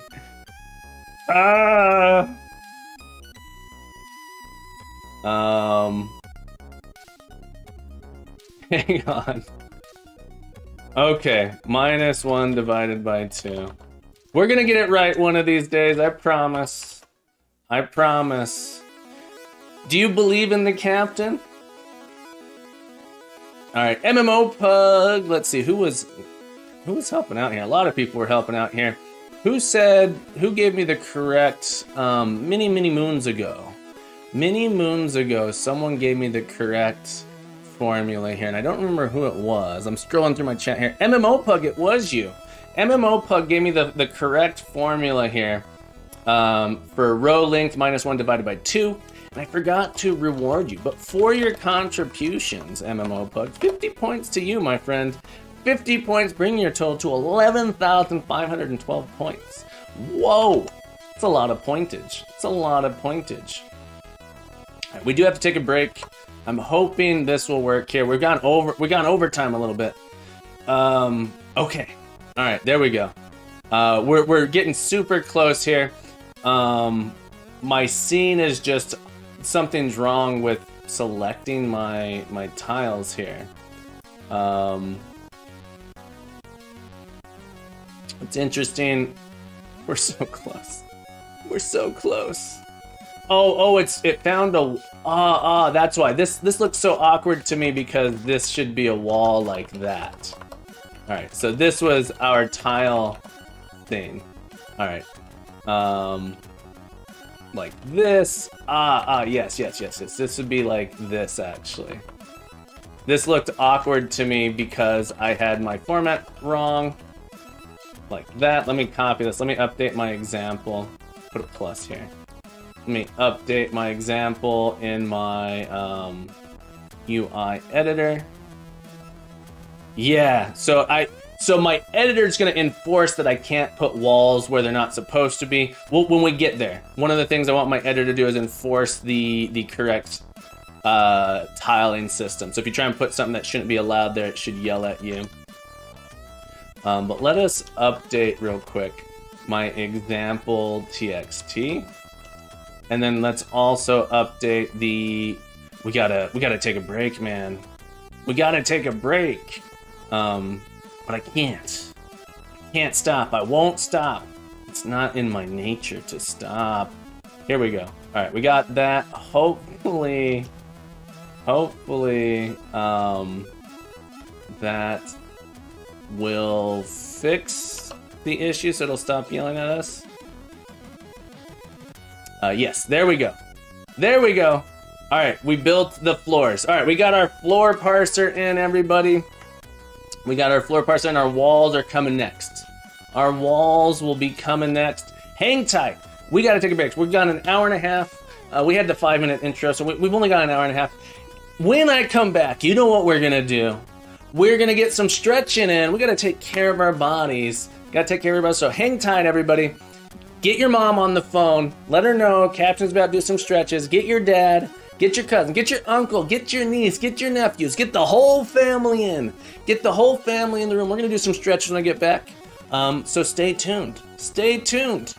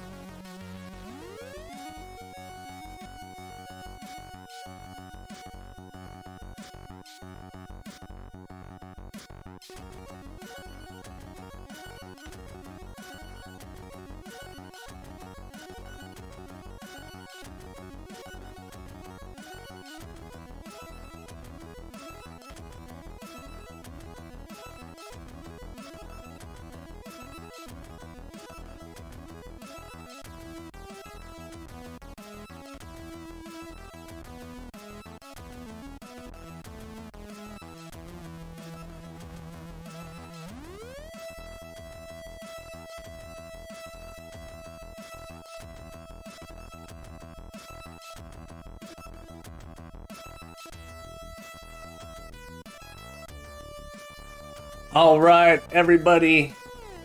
No need to fear. The captain has returned. The captain is here, and it's time. Proton says, you might miss the link I posted regarding Vector's captain. I got a lurk. Enjoy your lurk, my friend. I think I did miss it. Oh, demo coding for the Commodore 64. I'm gonna bookmark this. I'm gonna check it out. Thank you very much. Thank you very much. Oh, cool. Yes. Thank you for the link, Proton. I did miss it. Thank you for pointing out that I had missed it. All right, everybody, I'm back. You know what that means? You know that means it's time to stretch. Everybody up. Everybody up. Let me get my chat. I gotta make my chat bigger so I can see it when I'm backed up. I always have trouble reading it and have to hunch in like a troll. All right, everybody. So, if you've been here before, you know that I know that it's harsh on your body being at a computer all day. If you're sedentary, if you're sitting around not stretching, not necessarily not stretching, if you're sitting around on a computer all day like some sort of programming troll or office troll, right? You're doing damage to your body. So we're gonna get up, we're gonna stretch our bodies out of that. You gotta take care of yourself. The captain loves you. You should love you. And if you love yourself, you gotta love your body. Your body's like your exo, it's like your mech that you're riding around and your brain's keeping track of you. You gotta take care of it. So everybody up, we're gonna do some stretches real quick for a couple minutes here. We're gonna stretch ourselves out. But let's go ahead and take those arms, take a deep breath. Stretch up, get up on those tippy toes, reach those hands up as high as you can. As high as you can. Get that nice stretch in. We're gonna hold this for 25 seconds. Hold it. Keep that breathing. Try and engage that core to keep your balance. You should be up on your toes or stretching something else. If you don't want to do this stretch, that's okay. Just make sure you're getting that blood flowing in your body. 10 more seconds. 10 more seconds here. Oh, yeah. It should feel good. 5 seconds here. You're going to take a deep breath and you're going to roll. You're going to slowly bring those heels to the ground. Deep breath. And exhale slowly as you exhale. Slowly hinge over at the waist and hang. Hang at the waist. See if you can touch your toes. Ooh, I'm getting close to being able to touch my toes again. I used to be able to touch my toes and I stopped stretching. But I'm getting back into it. Oh, it's so good. We're just gonna hang here. Keep those legs as straight as you can. It's okay if you can't keep them perfectly straight. It's alright, you're just getting that blood moving, taking care of your body a little bit. 10 more seconds. 10 more seconds. Oh, doesn't it feel good? Doesn't it feel good? Alright, we're going to take in a slow and deep breath. And as we do, we roll up. Roll up slowly. Take those shoulders, bring them up, back, and down. We are going to do some shoulder rolls. So we're rolling them backwards here. We're going to do 4 more. 1, 2, 3, 4, add some elbows. 2, 3, 4, full on. 2, 3, 4, bring it forward. 2, 3, 4, add the elbows. 2, 3, 4, full arms. 2, 3, 4. Oh, yeah, doesn't that feel good? Doesn't that feel good? Art, welcome aboard, my friend. Welcome back. Happy to have you back in the crew. Art says 1 and 1 and 2, arms up and straight. 3 and 4, spin around. All right, 100 push-ups, everybody. We're gonna do 100 push-ups next. No, I kid.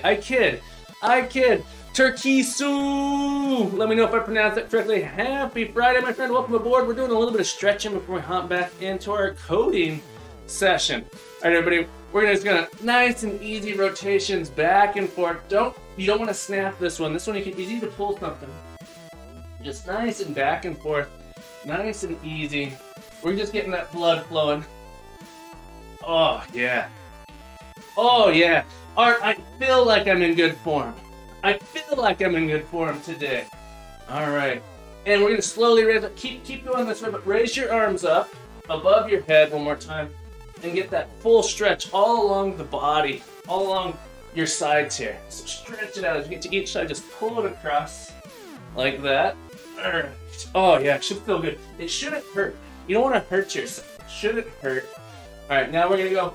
We're gonna do the following. So you're gonna go from top to bottom, and then you're gonna go from top on the other side to bottom like that. Up, down, up, down. So make like a nice little X across in front of you while you're rotating at the hips. Great stretching. Great stretching. Yeah. Just keep that blood flowing. Oh, doesn't that feel good?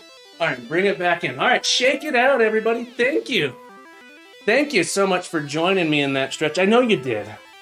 I know you did. And for joining me in that stretch, you shall be rewarded. I know all of you joined me in that stretch, except for you in the back. But that's okay. That's okay. You can love yourself any way you want to. You deserve to be loved. And you gotta love your body. But for joining me in that stretch, everybody, all of you get 50 points. Thank you so much for being here to stretch with me. I hope you're enjoying yourself. I'm enjoying myself. I'm really enjoying myself. Deborah says, I was just shown how bad my range of motion is. It's rough, right? That's how I feel. Every time I stretch, I'm like, I need to do more. I need to do more. But Turkey Sue, thank you so much for joining the crew. If you're not aware, I'm a computer science teacher, computer science programming teacher. It's my job. I'm a professional teacher, which blows my mind. That's what I've always wanted to do. If you have any questions, do not hesitate to ask. I'll do my best to answer. And if you want to do some backseat coding, feel free to try. I cannot promise I will accept all inputs, but I'll do my best. All right, but we got our floor generator. We got our floor generator going here. Now we got to add these walls in. All right, so I'm gonna break this up into two methods. All right, so we got our grid builder. The first method, we got this working here. We got this one working. So I'm gonna come through and I'm gonna turn this into a private void build floors. And maybe I'll call it tiles. The problem, Art says, the problem for me is that I don't have a back seat. That's all right, Art. You can always come to Captain Coders Academy. We got a lot of back seats here. We got a whole bus of back seats to fill in. So feel free to fill in as much as you want. So we're gonna call this rows transform container.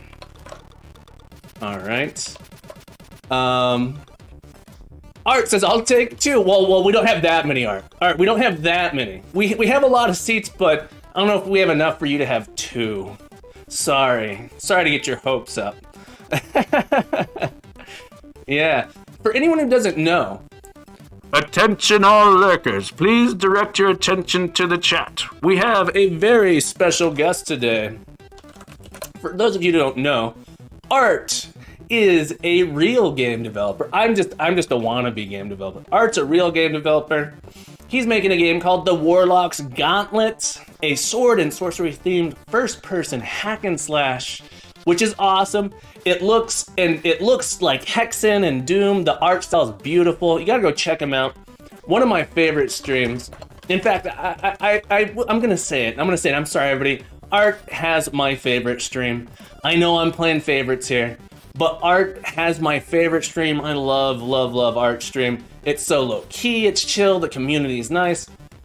And he's doing some cool stuff. He's built his own game engine. It's awesome. C++ programming. Hit that little heart. You gotta give him some love. Hit some art, follow Art. I highly recommend his stream. If you like low key, I know my stream tends to be a little bit more high energy. I'm not sure. Maybe not. Wholesome is what people have called my stream. I love Art's stream.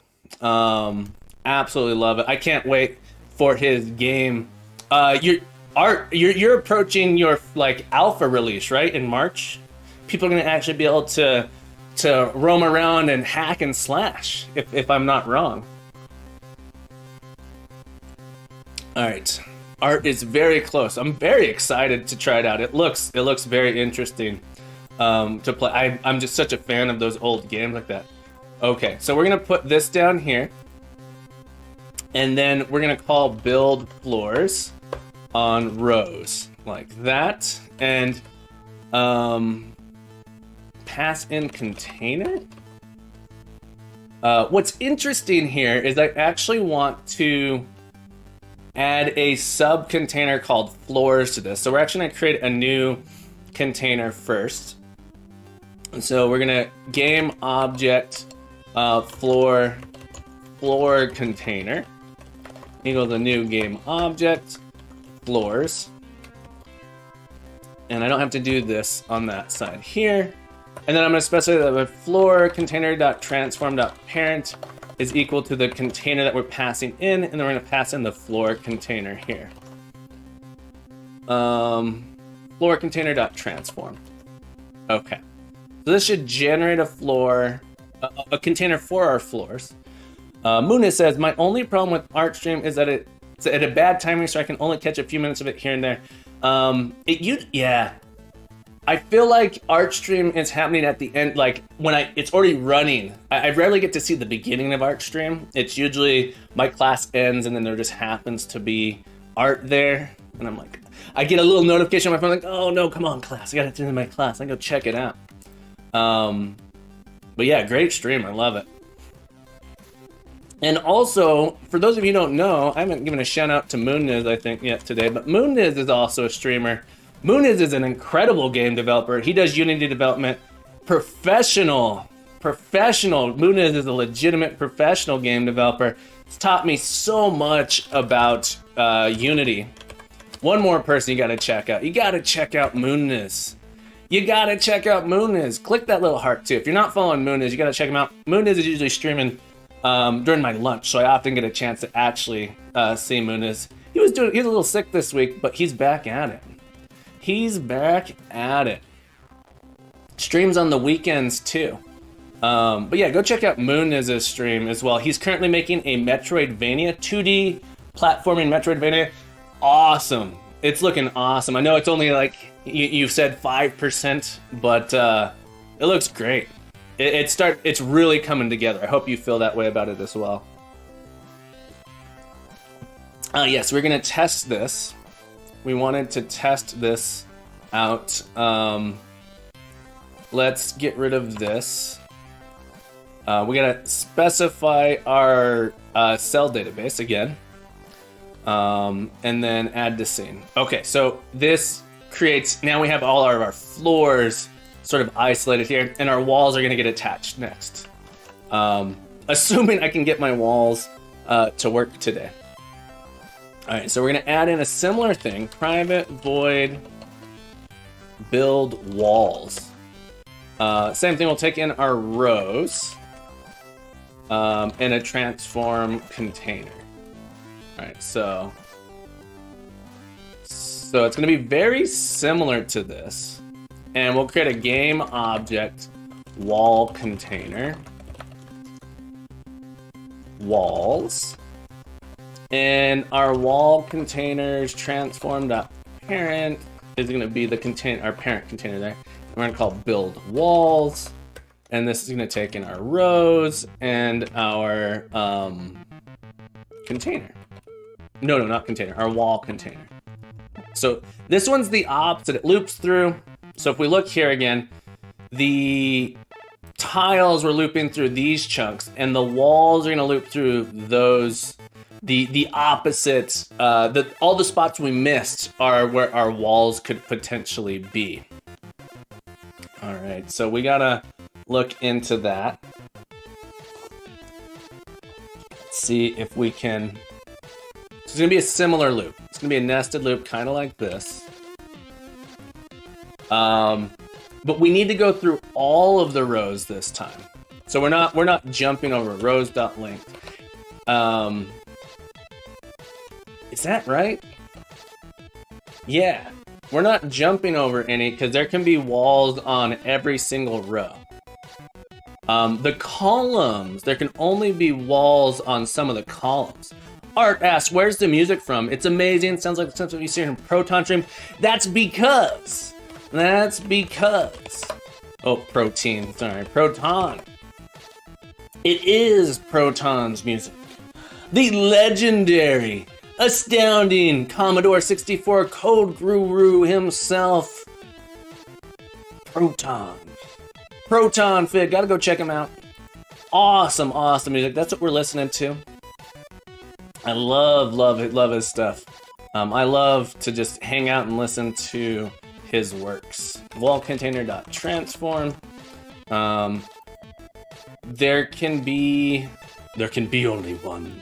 All right, so there can be walls in every row, every column. So we gotta go through them all. This is interesting. Column. So this one's gonna be trickier, I think. Halls.link. This should be rows of r.link. Okay, so this one's gonna be a little trickier.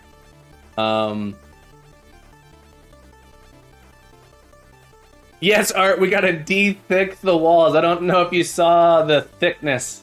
I don't know if you saw the thick walls, but we gotta de-thick them.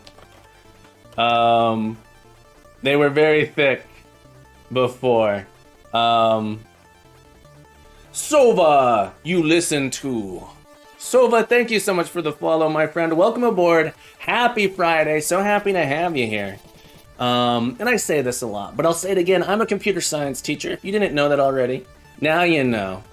Do not hesitate to ask questions. I love when people ask me questions. Anything computer science, programming related. You can ask me anything, actually. It doesn't have to be computer science or programming related.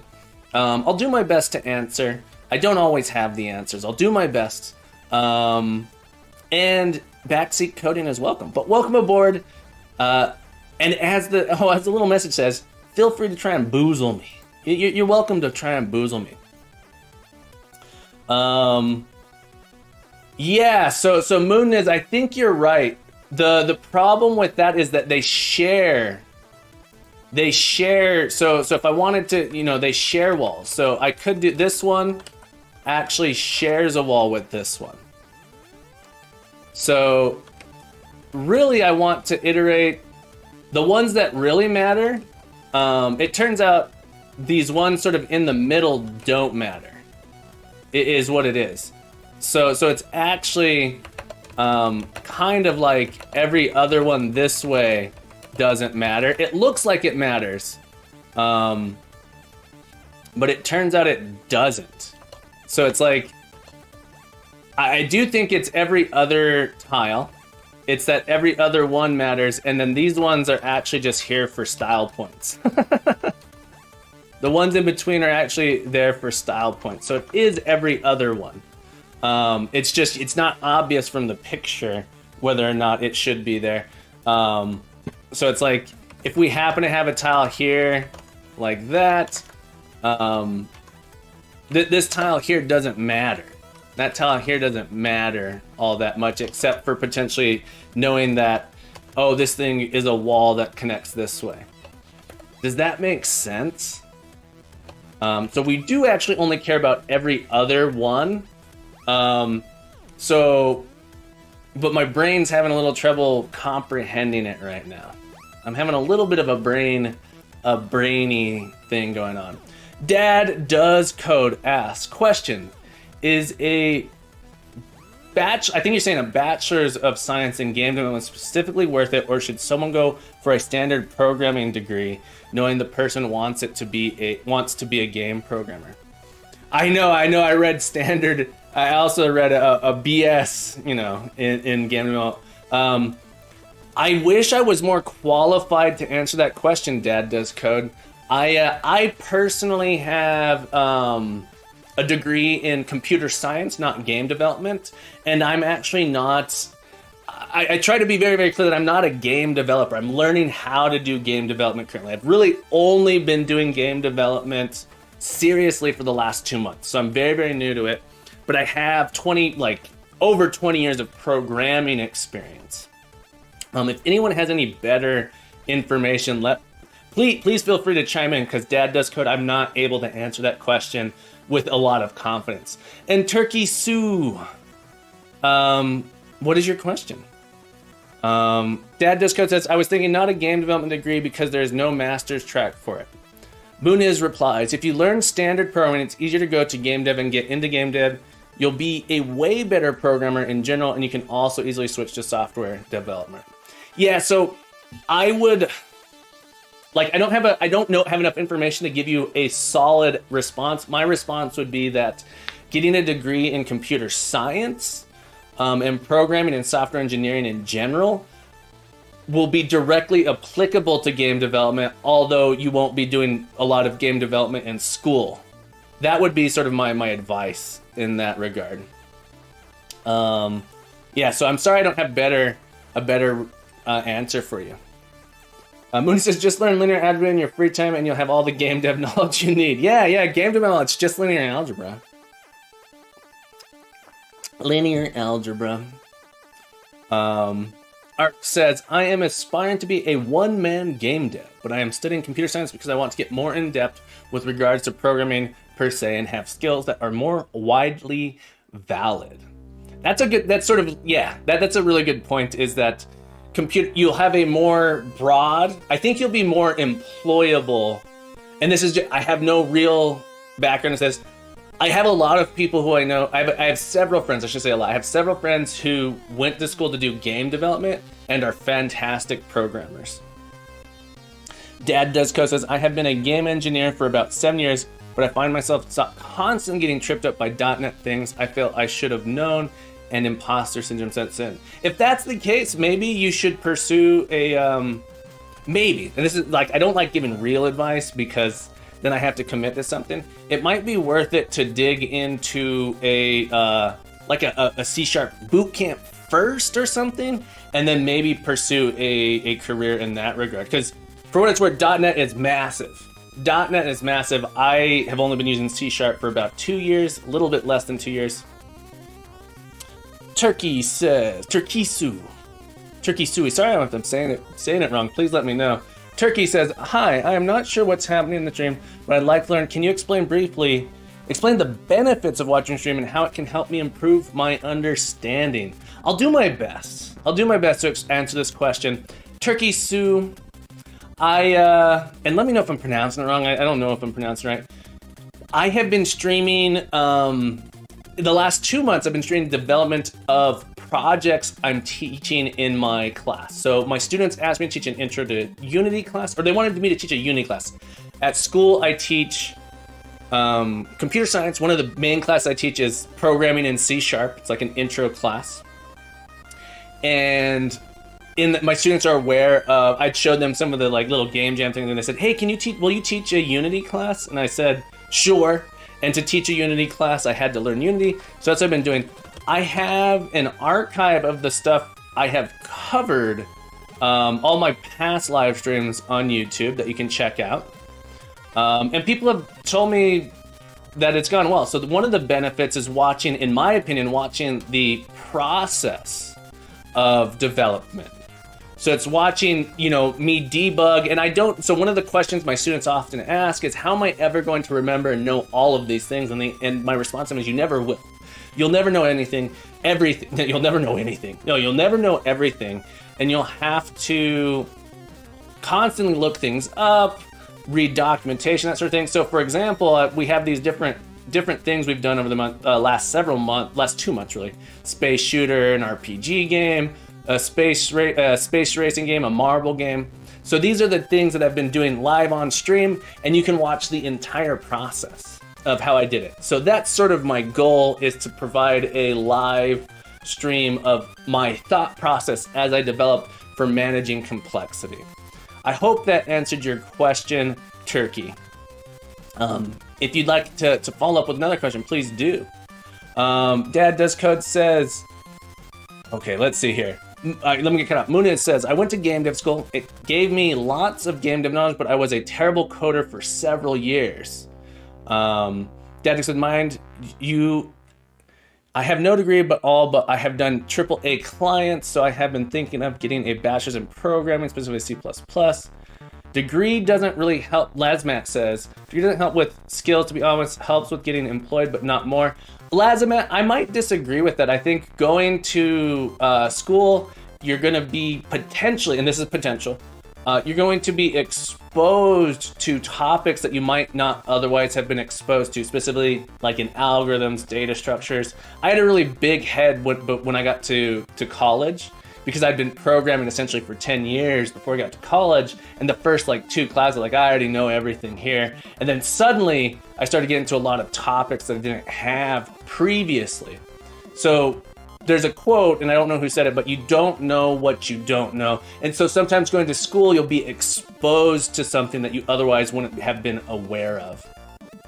That would be my argument. But you're right, it doesn't necessarily help you get employed or learn. It depends on the school who your teachers are, for sure. Dremel said, if you want to program, you don't need a degree. That's true. You don't need a degree to program. Most employees, Dremel says, some employers will look for one, but nowadays just look at what you can actually do rather than what you've done. I would say most employers actually don't care that much about a degree, except if you're fresh out of college. Fresh out of college. They mostly care about, and having been on the side of a hiring committee, mostly care about, can you perform well as a programmer? Degrees don't mean a lot. It might be a bump in salary. That's what I will say. Initially, it will help with potentially a better salary. Dad just got, I think I will probably get the degree so I can cement that programming on it. Thank you. Thankfully, I am already employed doing game dev. That's awesome. I'm so far behind here. All right, everybody. I'm so far behind on the chat. I'm so sorry. I'm going to move forward. If I missed something, please ask again. Please ask again, and I'll do my best to respond. But I'm so far behind in the chat that it's going to be hard for me to catch up. But thank you guys so much for all of your opinions and discussion here. It's really heartwarming to see the community helping each other out. And Immortal Kid says, suffering from success. Chat's too fast for you now. I know. I was telling someone, I was like, streaming, back when I was first streaming, I only had like 2 or 3 people. I was doing little coding puzzles. That was good. It's almost overwhelming to have this many people here. I kind of want to get a co-host. I kind of want Captain Coders Academy. I kind of need a co-host to sort of, manage the chat with me a little bit. I think it'd be fun to see the process of pair coding as well. So taking turns coding and having too many would be rough, but yeah, it's been super fun. I only have, there's only 20 people here and I have trouble keeping up, but it's fabulous having everyone here chatting with me. It's so much fun. Let's see if we can get these walls working though. All right, so the walls that we actually care about are, so it's actually not quite this. We only care about every other, we just discovered that we actually do only care about every other spot. So this one I think is actually divided by 2. Is that right? Because, no, we want to go through every one. We want to go through everyone because there are walls on every row. All right, so we do want to go through every row. So this shouldn't be divided 2. We want to go through every row. But we don't care about every column. We only care about every other column, but it's different depending on the row. So on rows 0, we care about this wall, and then on the odd rows, we care about the opposite ones. So these ones sort of shift back and forth. So it's every other one we want to swap them out. Lazamat says, a school that covers 5 languages really covers none at all. How much can you learn if you split your focus that much? So what I'll say, Lazamat, is the language doesn't matter. It's the topic, it's the concepts that matter. In my undergrad, I think we had several different, we had C, Java, Scheme, Haskell, and maybe some web stuff. But the answer is you're covering the concepts. That's what you want to learn. And then the coding itself, the language itself, doesn't actually matter that much, it turns out, in my opinion. But that's just my opinion. Topics don't need help when you need to actually develop programs, apps, though. Dad, codes, how much does your school teach? Really? No, but the real world practice is better. So there's a difference, you know, it depends on what you're going for. Again, my response is you don't know what you don't know. If you're missing some, so for example, I have this very, very strong opinion that if you are using if statements in your code are a sign that you're doing something wrong. And most people don't agree with me on that. For the most part, you should have very, very few if statements in your code. And most code has lots and lots of if, else, if statements. But in my opinion, if you're writing an if statement, it needs to serve a real purpose. And otherwise, there's an abstraction that you should be using. But that's just like my opinion. Okay.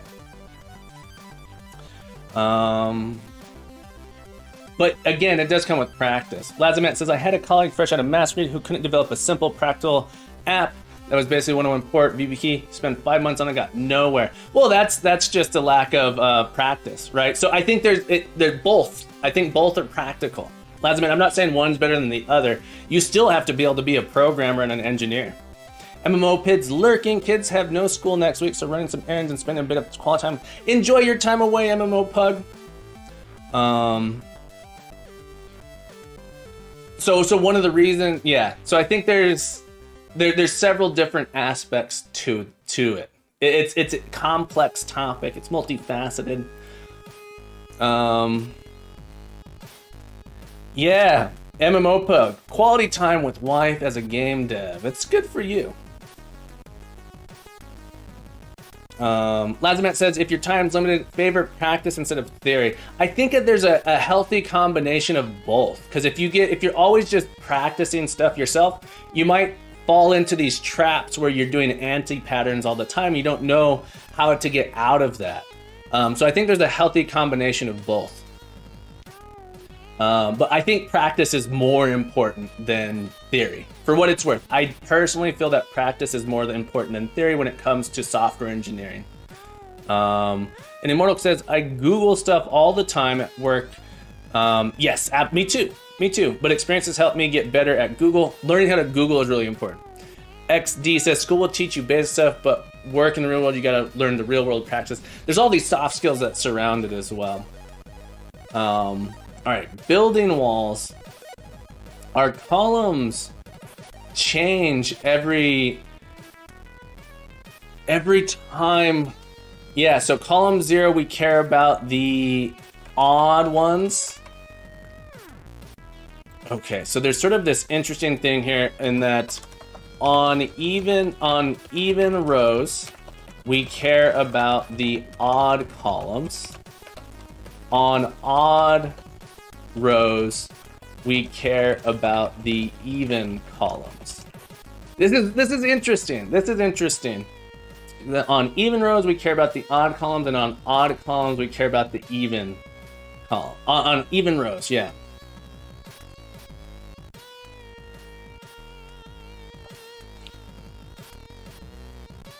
Lazamet said, I spent 3 semesters learning theory and then went full-time dev. Perfect combination for me. Got the most important basics and then experiences.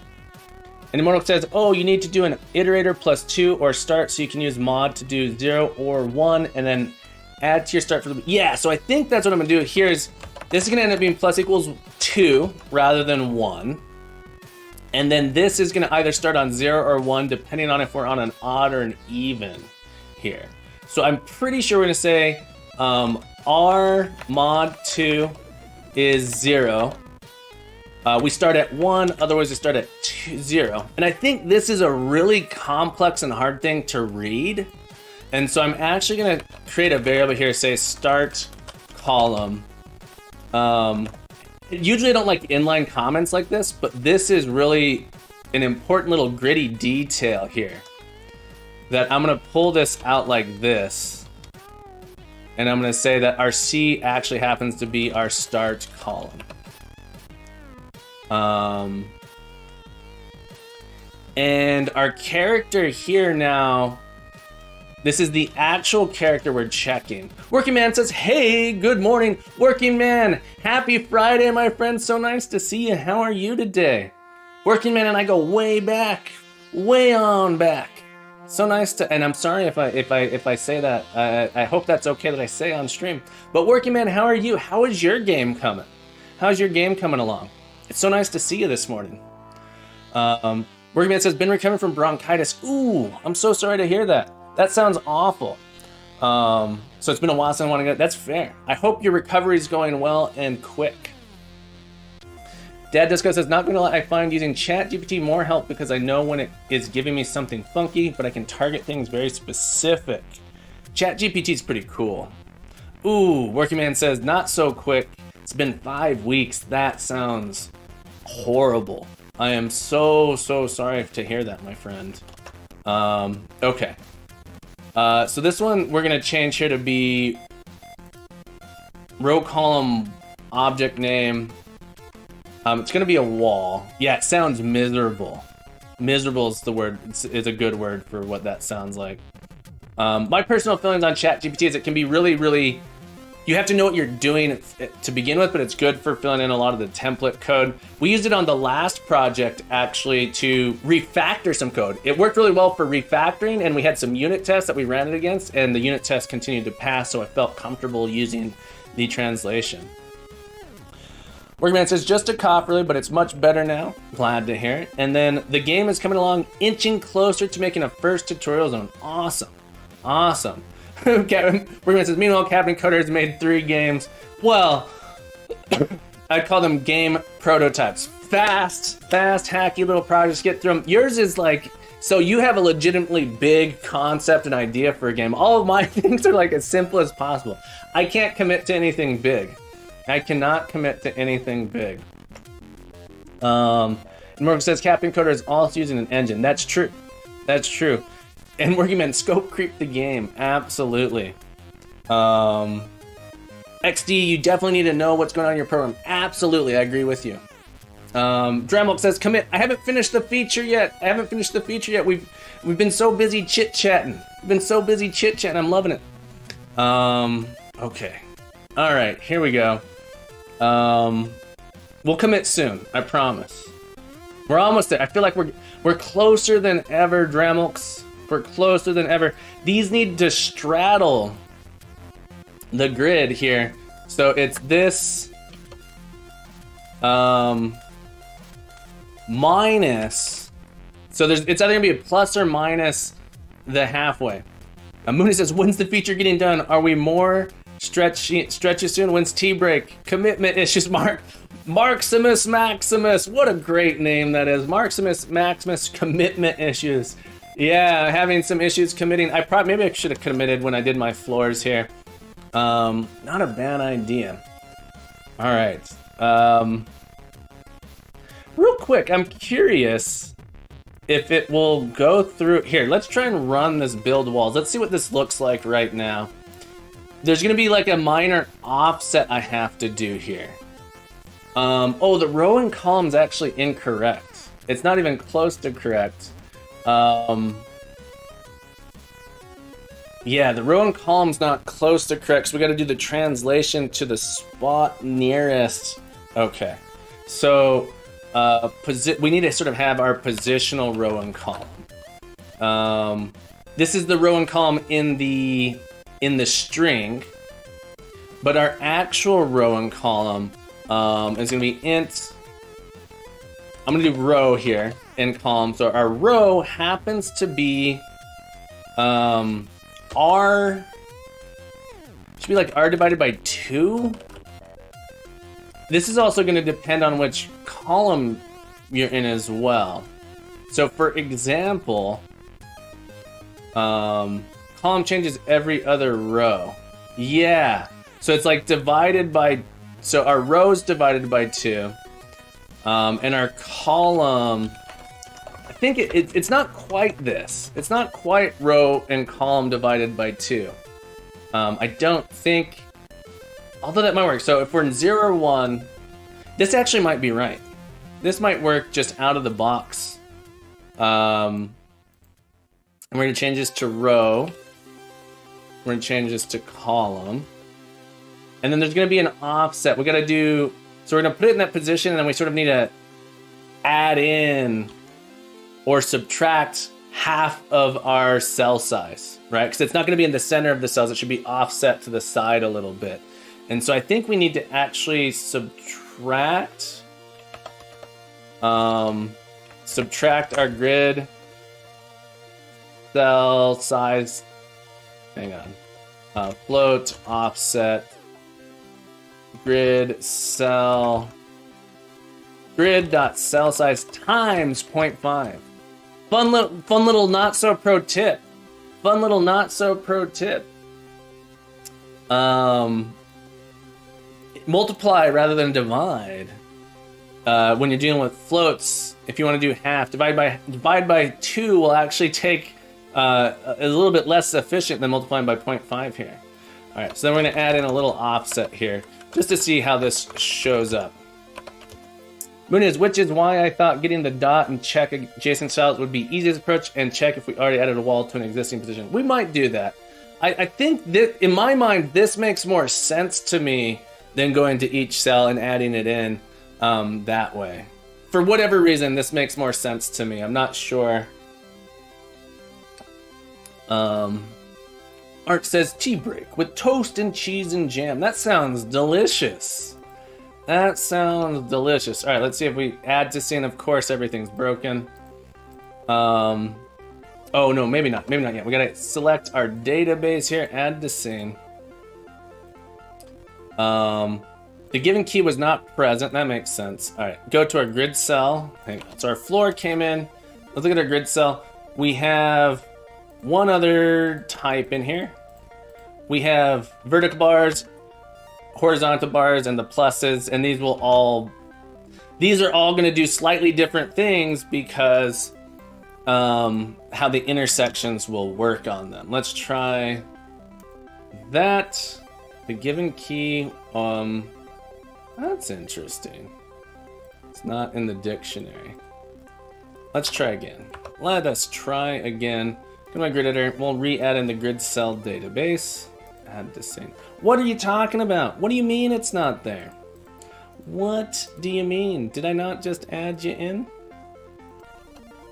Dash. Wall entries. Did I not save? It's there. Jam. Muniz says jam or marmalade. Well, I know what I'm eating this weekend. All right, here we go. We're gonna try again. Grid editor. Switch this out. Something awkward's happening here. Grid cell database. Add to scene. What do you mean? What do you mean? All right, in our grid cell database, I know what's happening. I know the bug.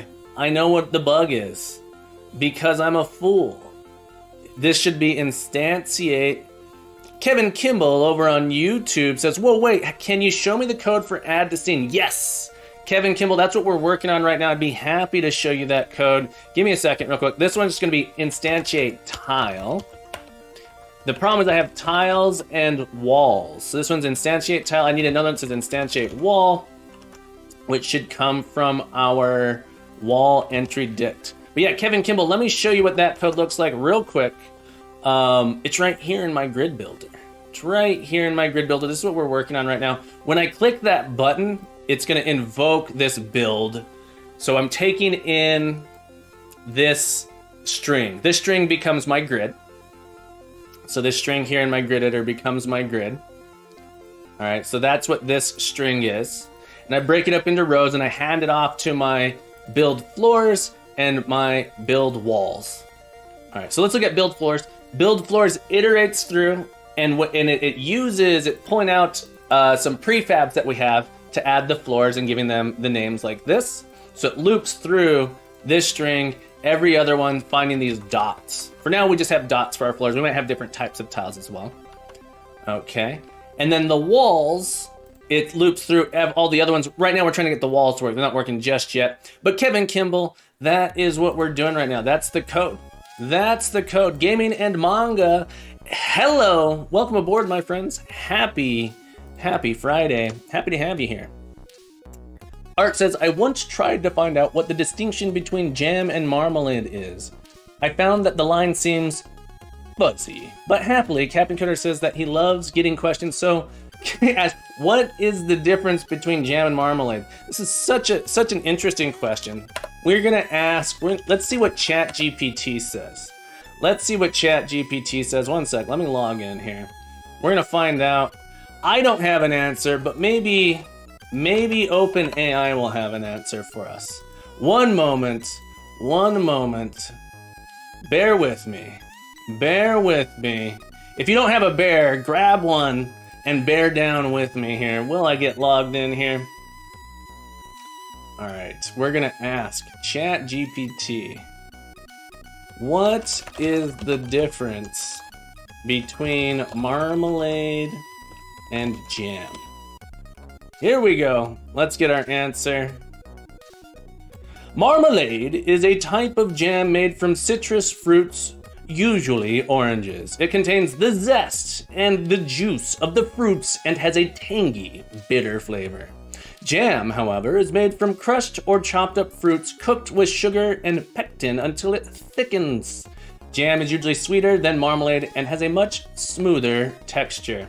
Well, there you have it, Art. Straight from ChatGPT to you. Well, not straight from ChatGPT to me, and then to you. Moon says, I'm already asking ChatGPT. Good answer. I claim level of sugar sweetness.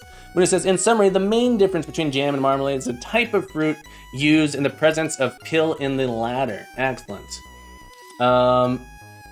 Kimball says, thank you. Been trying to find a way to instantiate objects without being in play mode. Yeah, so if you can still just call instantiate. So there's a little bit, let me show you what this looks like. You can just call instantiate in editor mode and it'll work.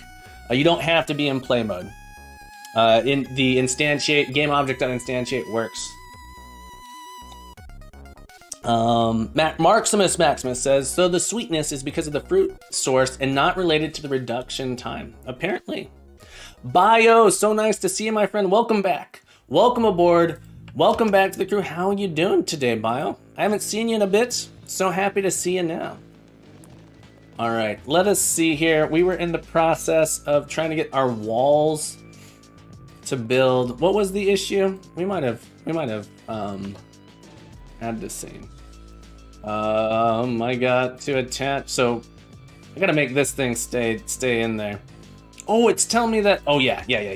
Okay, so we are instantiating a tile, but on our walls we're gonna instantiate a wall. That's what it's going. Biotest, do you wanna see something? It's funny, Limfow. Potentially depends on what it is. You wanna post it on the Discord? So we got a lot of people here. If anyone's not in the Discord, you're welcome to join. There's no pressure to join. I'm not gonna make you join. But if you'd like to join the Discord, chat with us. We've got a little community forum there. You can ask questions, post some memes. It's just a jolly good time. Let's check out what Bio posted here. Is it in memes? Where did you post it, Bio? I'm assuming memes. Where did we post it? I'm looking. Oh, in general, maybe. GutHub. Oh, I love this. I've been here. All right, anyone. GutHib.com. You spelled it wrong. I love this joke. So GitHub is a site for hosting open source software.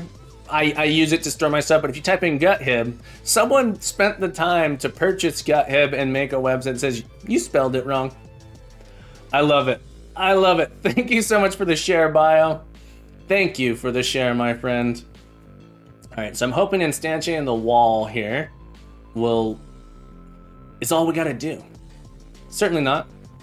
But it's just maybe they're just hosting it in their servers. It's possible that GitHub has it there. Moon is, imagine putting that on your CV. I'm the creator of GutHib.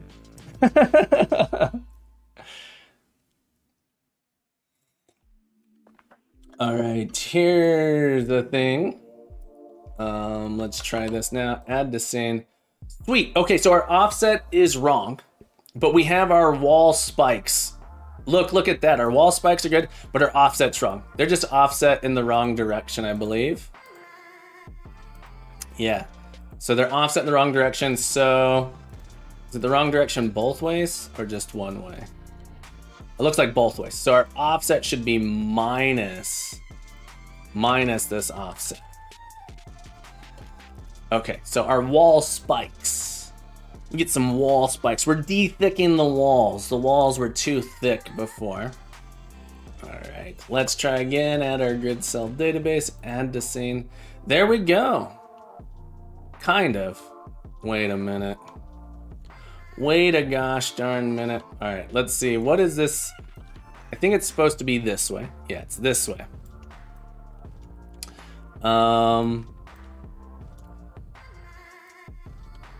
These should be... This one should be over a little bit. Yeah, so maybe my offset is just not quite right. I thought it should be divided by 5. These look like they're in the right spot. Hang on. Oh, the offset's different depending on which row you're in. Oh, so the offset's different depending on which row you're in. That makes sense. That makes so much sense. Okay, so all of these ones in this column, is that right? We're close. We're closer than ever. We're closer than ever. Ravier says, tracing cables without a tone and probe, 0 to 10 stars, would not recommend. At least I can tether and watch you on my phone. Glad to hear it. Real quick, everyone, did you know today's stream is brought to us by the letter R? R is for Ravier.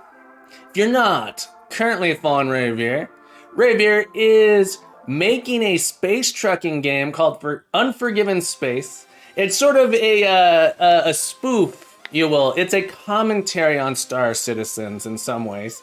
But you got to go check out Rave. Rave is a real game developer.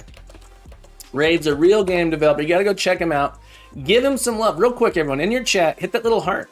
Hit that little heart. Check him out. He does 3D stuff in Blender. What Spaceballs is to Star Wars. Yeah, it's the Spaceballs of Star Citizen. I love it. Game developer, does all of his 3D art. Beautiful, amazing 3D stuff. I've had him make some stuff for me. It's been awesome. But go check him out. Really, really great. Really, really great streamer. I love checking out that stuff. So give him some love.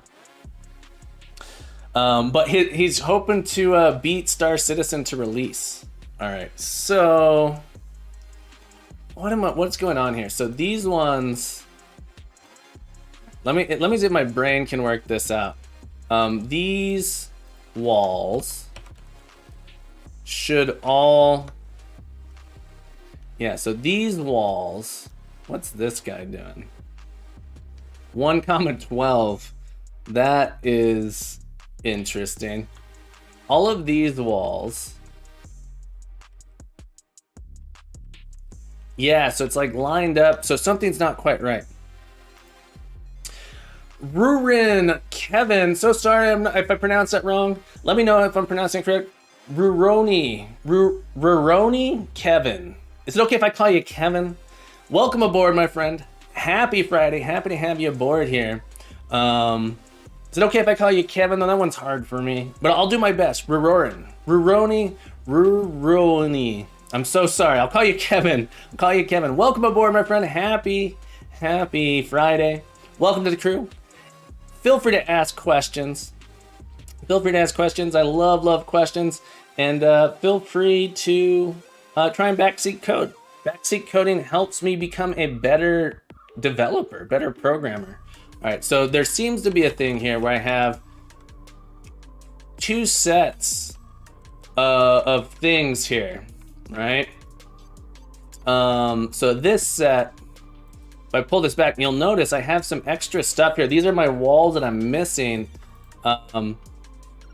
And so this isn't quite right. My row and column are incorrect. All right, so at the very least, my offset's incorrect. I'm gonna make these floats because I can appear halfway between. these things. All right, so I actually want my row. I think if I do it this way, and I'll probably do a rounding thing here. We'll see what this looks like. Times 0.5 times 0.5. My actual row and column is interesting here. Hang on. I'm confusing myself a little bit. Kevin says, I'm now working on instantiating things from the editor. My life has changed now that I can do that. I'm happy to hear. Oh, I'm assuming you're Kevin from YouTube. Welcome to welcome to Twitch. Welcome to the dark side, my friend. Yeah. Let's see if this makes any difference. Welcome to lurk mode. I'm happy, you know, you're welcome to lurk. You're welcome to lurk. That's, I think, what most people do here. Object out of bounds. All right, what did I do? Things were going so well before I ruined everything. Does anyone else ever feel that way? Things were going so well before I ruined everything. Should have made a commit. Instantiate this tile. What did I even change? How? Oh, it's because I didn't, my grid cell database keeps resetting. Marximus Maxima, did you save? Sometimes. XD, welcome to lurk mode, my friend. Happy to have you lurking here. Captain Coder knows you have many choices when you decide to lurk. Captain Coder's glad you've chosen to lurk here. Yeah, I think this is actually much closer to what we want. Much closer to what we want. My offset now, let me get rid of this offset. If I get rid of the offset, is it just right? That can't be right. That can't be right. Get my wall spikes. I feel like, you know, there's this episode of Smallville that I'm sort of reminded of right now where Clark Kent, he works on a farm. Superman he grew up on a farm, but he's walking around and he has these like railroad spikes and he's just like jamming them into the ground. That's what these wall spikes remind me of. Gotta set my database one more time. Add the scene. Okay. All right, so clearly, I think my column has no offset, but let's see here. Would it be my column? Yeah, my rows, if I look at it this way, my columns are fine. My rows need to be -5. So I'm gonna go with my I'm gonna rename this row offset, and this should be minus my grid size, and we'll see whether or not that's right. And then there's no, look like there's no column offset.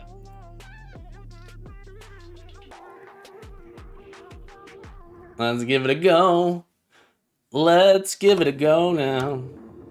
And I forgot to add this one more time. Okay, clearly I'm just bad at this game. We gotta go the other way. Lord Clump of Congo Bongo. What a long and beautiful name you have, my friend. Lord Clump of Congo Bongo asks, hey, how's it going, fellow indie developers? Just woke up after me working on my project hard last night. Ooh, welcome aboard, Lord Clump of Congo Bongo. Welcome to Captain Coder's Academy. So happy to have you here. Happy Friday. I am a computer science teacher. We're working on making, we're on day 4 here. So we got a new project I'm trying to learn how to do procedural generation of dungeons here. I'm a computer science teacher. Feel free to ask questions. But Lord Clump of Congo Bongo, how are you? How are you? Long night of game development sounds fun and exhausting. What are you working on? Tell us about your game. Yes, I'm a computer science teacher. I teach, the school I work at's for ages 10 to 14. So I love working with young kids, teaching them the power of coding. I'm a teacher, so feel free to ask questions. All right. This is so close. This is so close. I don't know why the offset is like an additional like half to get it to line up right. Same with these walls should actually be like over just a hair. But we're so close to having our wall spikes working. We're so close. It's so close. All right, so Lord Clump of Congo Bongo says, that's what I want to do as a math teacher one day. I want to spread my knowledge of programming. Yeah, I love teaching programming. I teach computer science and programming at my school. I do some individual and group tutoring as well for what I'd call more advanced classes. All right, we're gonna cheat a little bit and we're gonna add in a minor offset. I don't know why the calculation's off. But I think I gotta move this forward. How much do I have to move this forward? Let's look in the inspector here.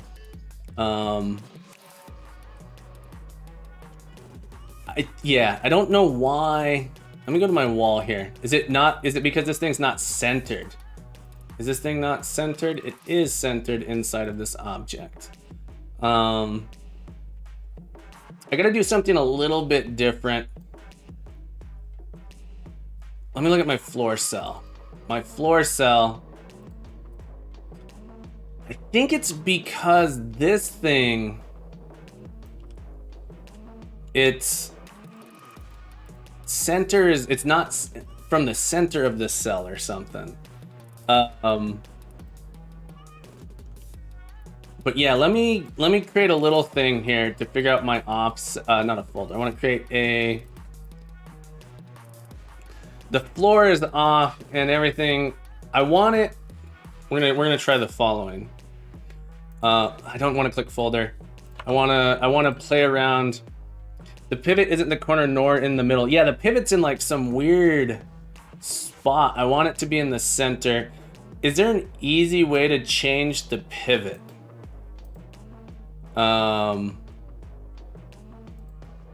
Center. Pivot.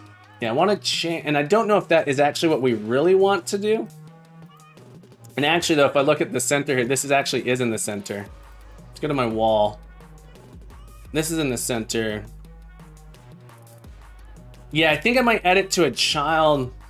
I don't know if I need to actually move the pivot, but instead make these children, so then I can adjust it. So I think I need to do a different prefab. All right, so we're gonna create a prefab here. We're gonna call this our wall. I hate calling this wall.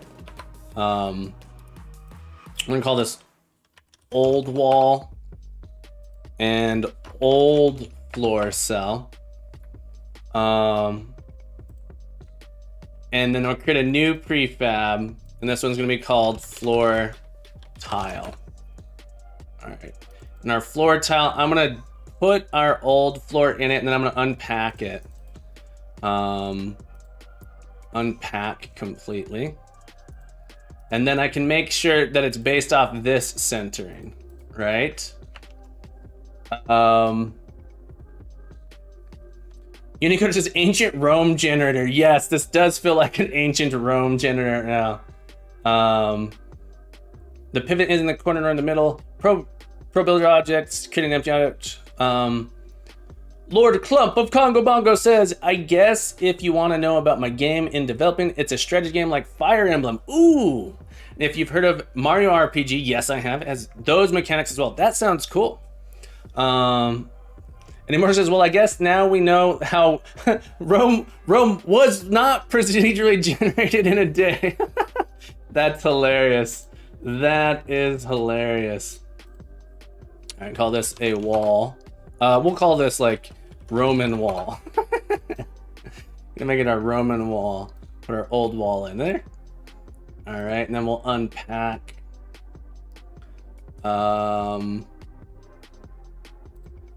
Unpack completely, and then I kind of want to delete these things here.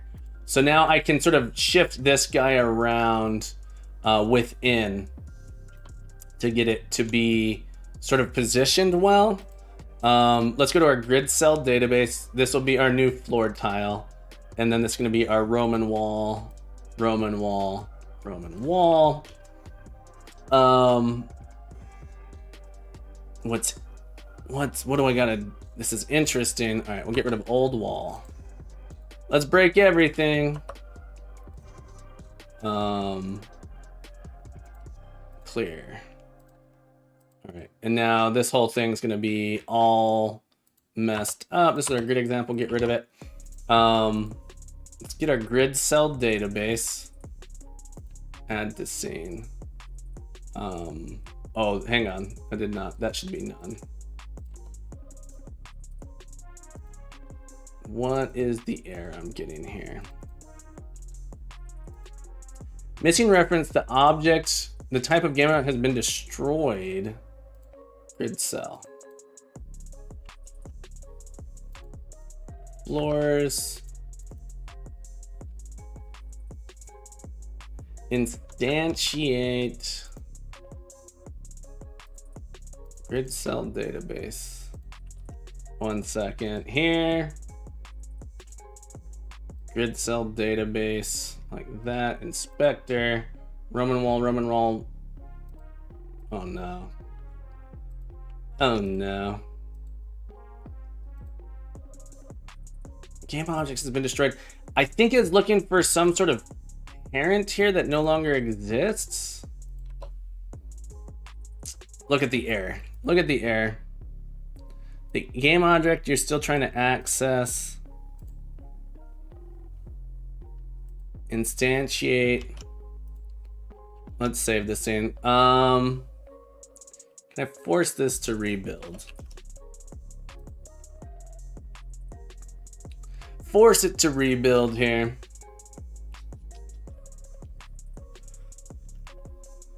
Clear that. Grid cell database. Add the scene. There we go. There was just something caught up in memory. All right. But yeah, the whole thing is just slightly off there. Moon is not sure how you made your dictionaries, but they probably had data in them. Yeah. So I think that's exactly why I need to get it to rebuild. Is that the dictionaries didn't get reset when I changed my list entries. That's exactly what was happening. Is even though it's almost going to make it so when you modify this list entry on the outside, it instantiates it, but it like sort of caches these. So I need like a way to invalidate these when the cell entry changes. So there's a way to do it. I'm not going to deal with it. I'm not going to try too hard with it right now, but our walls here, let's see what our offset should be. Our offset, snap, please. Should be 1 and 0.5. So for some reason our offset is 1 and 0.5.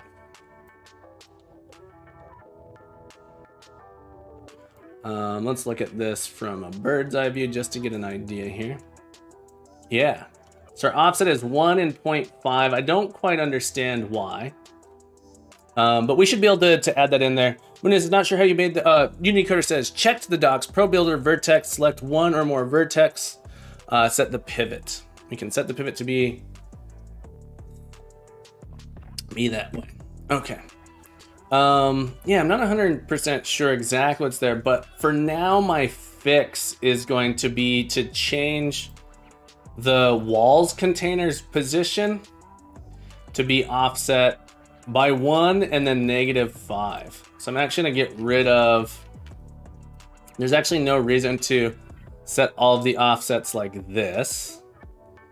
Instead, I can just offset the entire container. So our wall container.transform.local position should be a new vector 3. It was 1, 0, -5. 1, 0, -0.5. And we might make this something that you can specify, but hopefully this is just like a one-off thing to do. Moonit says, I see why they're offset. Tell me more, my friend. And Unity Coder, thank you so much for looking that information up for us, for doing that. Unity Coder, 50 points, my friend. Much appreciated. It is much appreciated when you help out here. But yeah, Moonit, tell me why the offset. I'm like, okay that it's just an offset. I just don't quite understand it. And my solution feels hacky. What? Walls. What?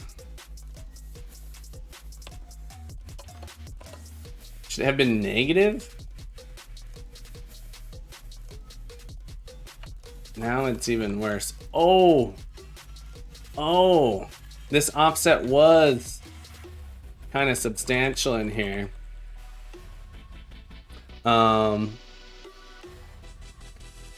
Wouldn't an offset be 0.5? Our row offset, all right, so it should be, I'm gonna leave that in there. And then our offset became wall container.transform.local position new vector 3 1 0 negative 0.5. Yeah. Let us take a look at that. Moon says your local position, you're doing float row equals row 10.5, and then in the local position you're multiplying row by the grid cell size. Let me check this, add the scene. All right, there we go. This works with my offset. But yeah, it does seem to be related by this 0.5. And then the 1 somehow, it's somehow related to this. I'm okay. It would be better if I understood exactly. But I do think that we need to do a little bit of offsetting because all of the things are sort of in between, right? So we need the 0.5 because it's in between. I'm kind of okay with this one little offset thing here. And in fact, this should probably be negative grid cell dot size plus 1 grid dot cell size, and then I should be able to get this offset here to go away.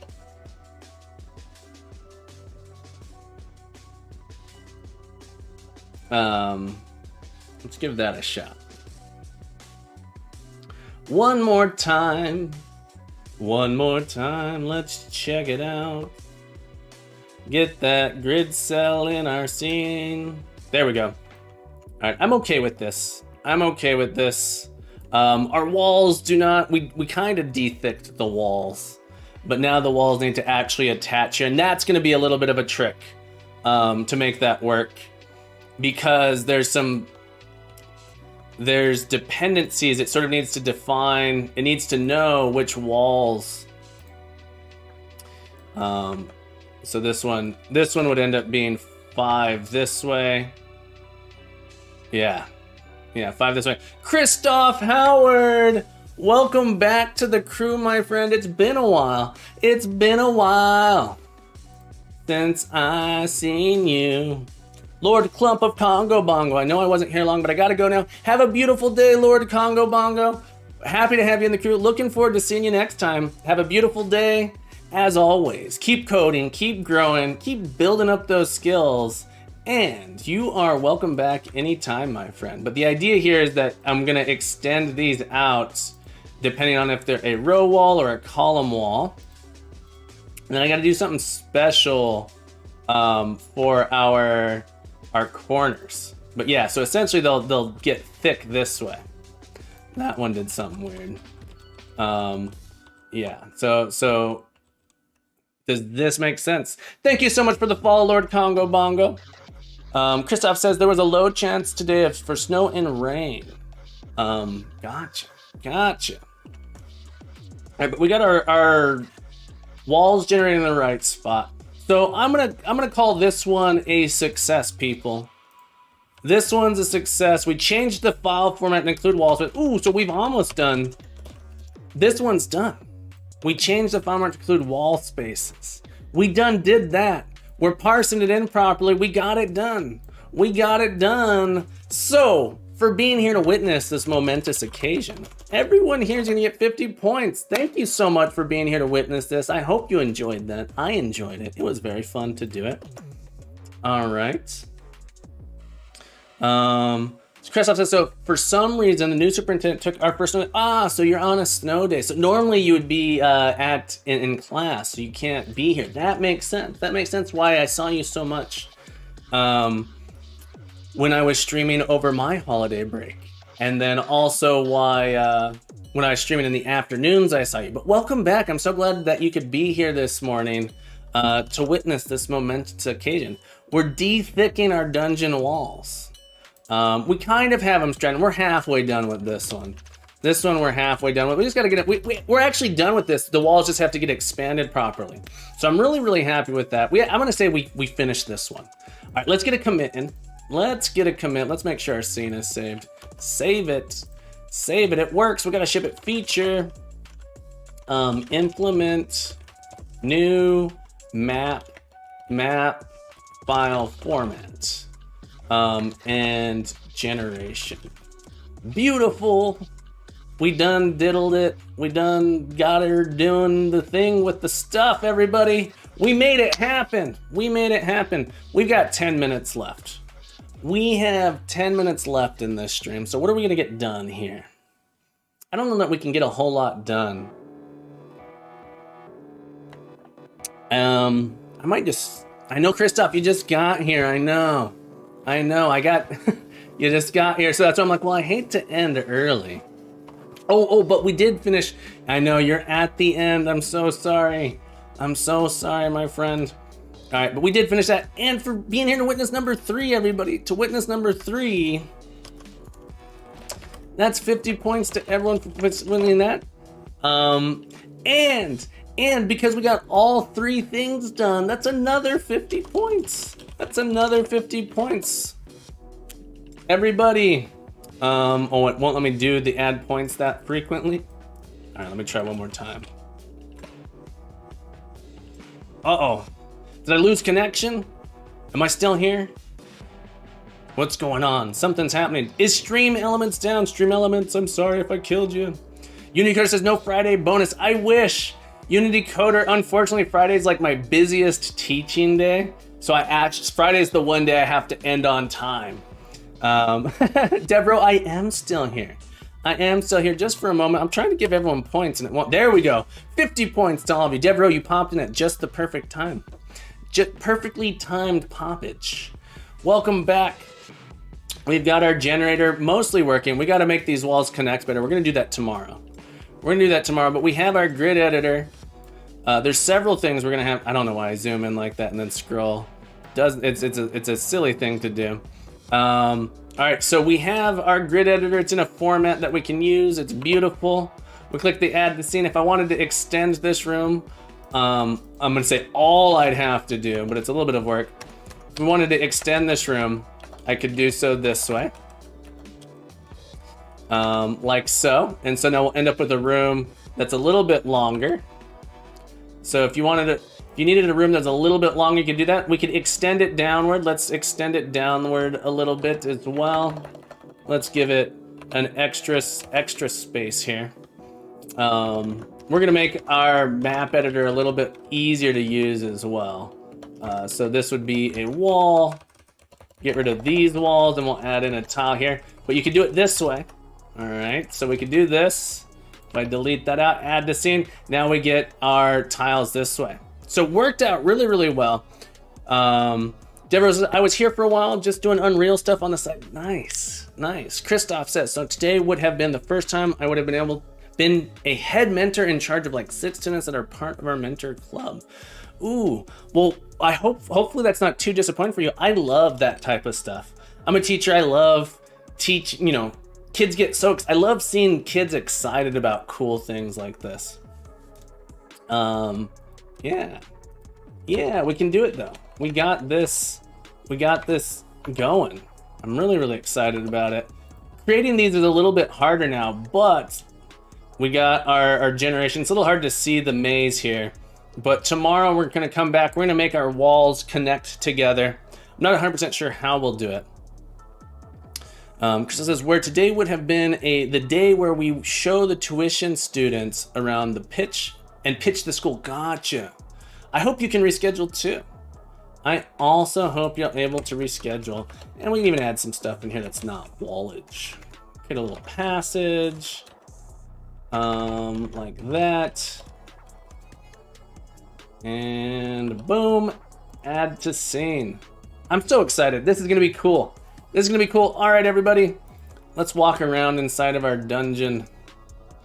We can go to our first person view and walk around our pillars. We can walk through them. Nothing's stopping us. The rotation, oh, it's because I'm strafing. All right. Yeah, look at all these Roman pillars. This is exactly right. Whoever said this looks like Rome was correct. This is hilarious. Our camera is not sort of centered the way I want it to be. Our camera needs to be like offset a little bit. Or I'm just not in the position I think I'm. Yeah, our camera's off to the side on everything as well. That's fascinating. This is fascinating to me. My camera, let's go look at where my camera is. My camera is my player. One second. My player is 2.5, 10, 0. Everything needs to be moved a little bit. This is so weird to me. So maybe our walls were actually in the right spot. Our grid needs to be shifted over. Is it 2.5 to get it centered? I think it's 2.5. 2.5. Something like that. It's still not quite right. That looks a little bit better. All right, there's something going on with the offset of how our cameras, but we can walk around in here a little bit now. We can go through stuff. We don't have anything stopping us from going through things. We'll add that into our logic for movement. It'll have the actual map built in like a data structure that's parsed in as an actual map. All right, everybody. So sorry that you get neutral over on YouTube. Happy Friday, my friends. You just got here. We're right at the end. We're right at the end. I'm about to log off. We're gonna find someone to raid here. We're gonna find someone to raid. Neutral, I'm so sorry that we're ending here, but we had such a successful stream today. Yeah, I got the Restream bot working. Daniel taught me how to use Restream bot, so I appreciate that, Daniel. And we're gonna find someone to raid. Thank you everyone so much for hanging out with me. It's been a pleasure. It's been so much fun this morning getting this working. I didn't actually change anything, did I? No. Okay. So we're gonna find someone to stream. Let's see who we got. Who we got? Who do? It was so nice to have you here, Christoph. It was so nice. Let's see. Not anyone. Who do I want to raid? Let's go raid Jackie Codes. Jackie Codes is a cool game dev. She's not doing Unity stuff, but doing some game dev stuff. Her game's really interesting. We're gonna go raid Jackie Codes. Unless anyone has a specific suggestion that they want to, but we'll do Jackie Codes. Or maybe we'll look for a smaller game. She's kind of a big channel. I do like Jackie Codes. Chris says, since next week is February vacation, I'll be back all next week. It's fantastic. I'm looking forward to that. I really am. See if we can find someone doing Unity stuff. See if someone's small that we haven't seen before. In English, so we gotta find English. Unity prototype dev Doomed Spirit. Maybe we'll go check out Doomed Spirit. See how long have they been streaming for. Doomed Spirit. It's in Russian. Russian, not English. Learning Unity 2D. All right, I can't find anyone Anyone doing Unity stuff that doesn't already have a bunch of people? Library dungeon design, Project Demi. Let's go see what Incarnate is doing. I've not seen this. I've not seen this developer. Looks like they... All right, we're gonna go check out Incarnate. I've never seen Incarnate, but it looks like they're doing something interesting in Unity. Let's go check them out. All right, everybody, thank you so much for being here. As always, keep on coding, keep on growing, have yourself a beautiful day. And as always, you're welcome back anytime. You're welcome back anytime, everybody. I'll be back tomorrow, same time, 7 a.m. Eastern.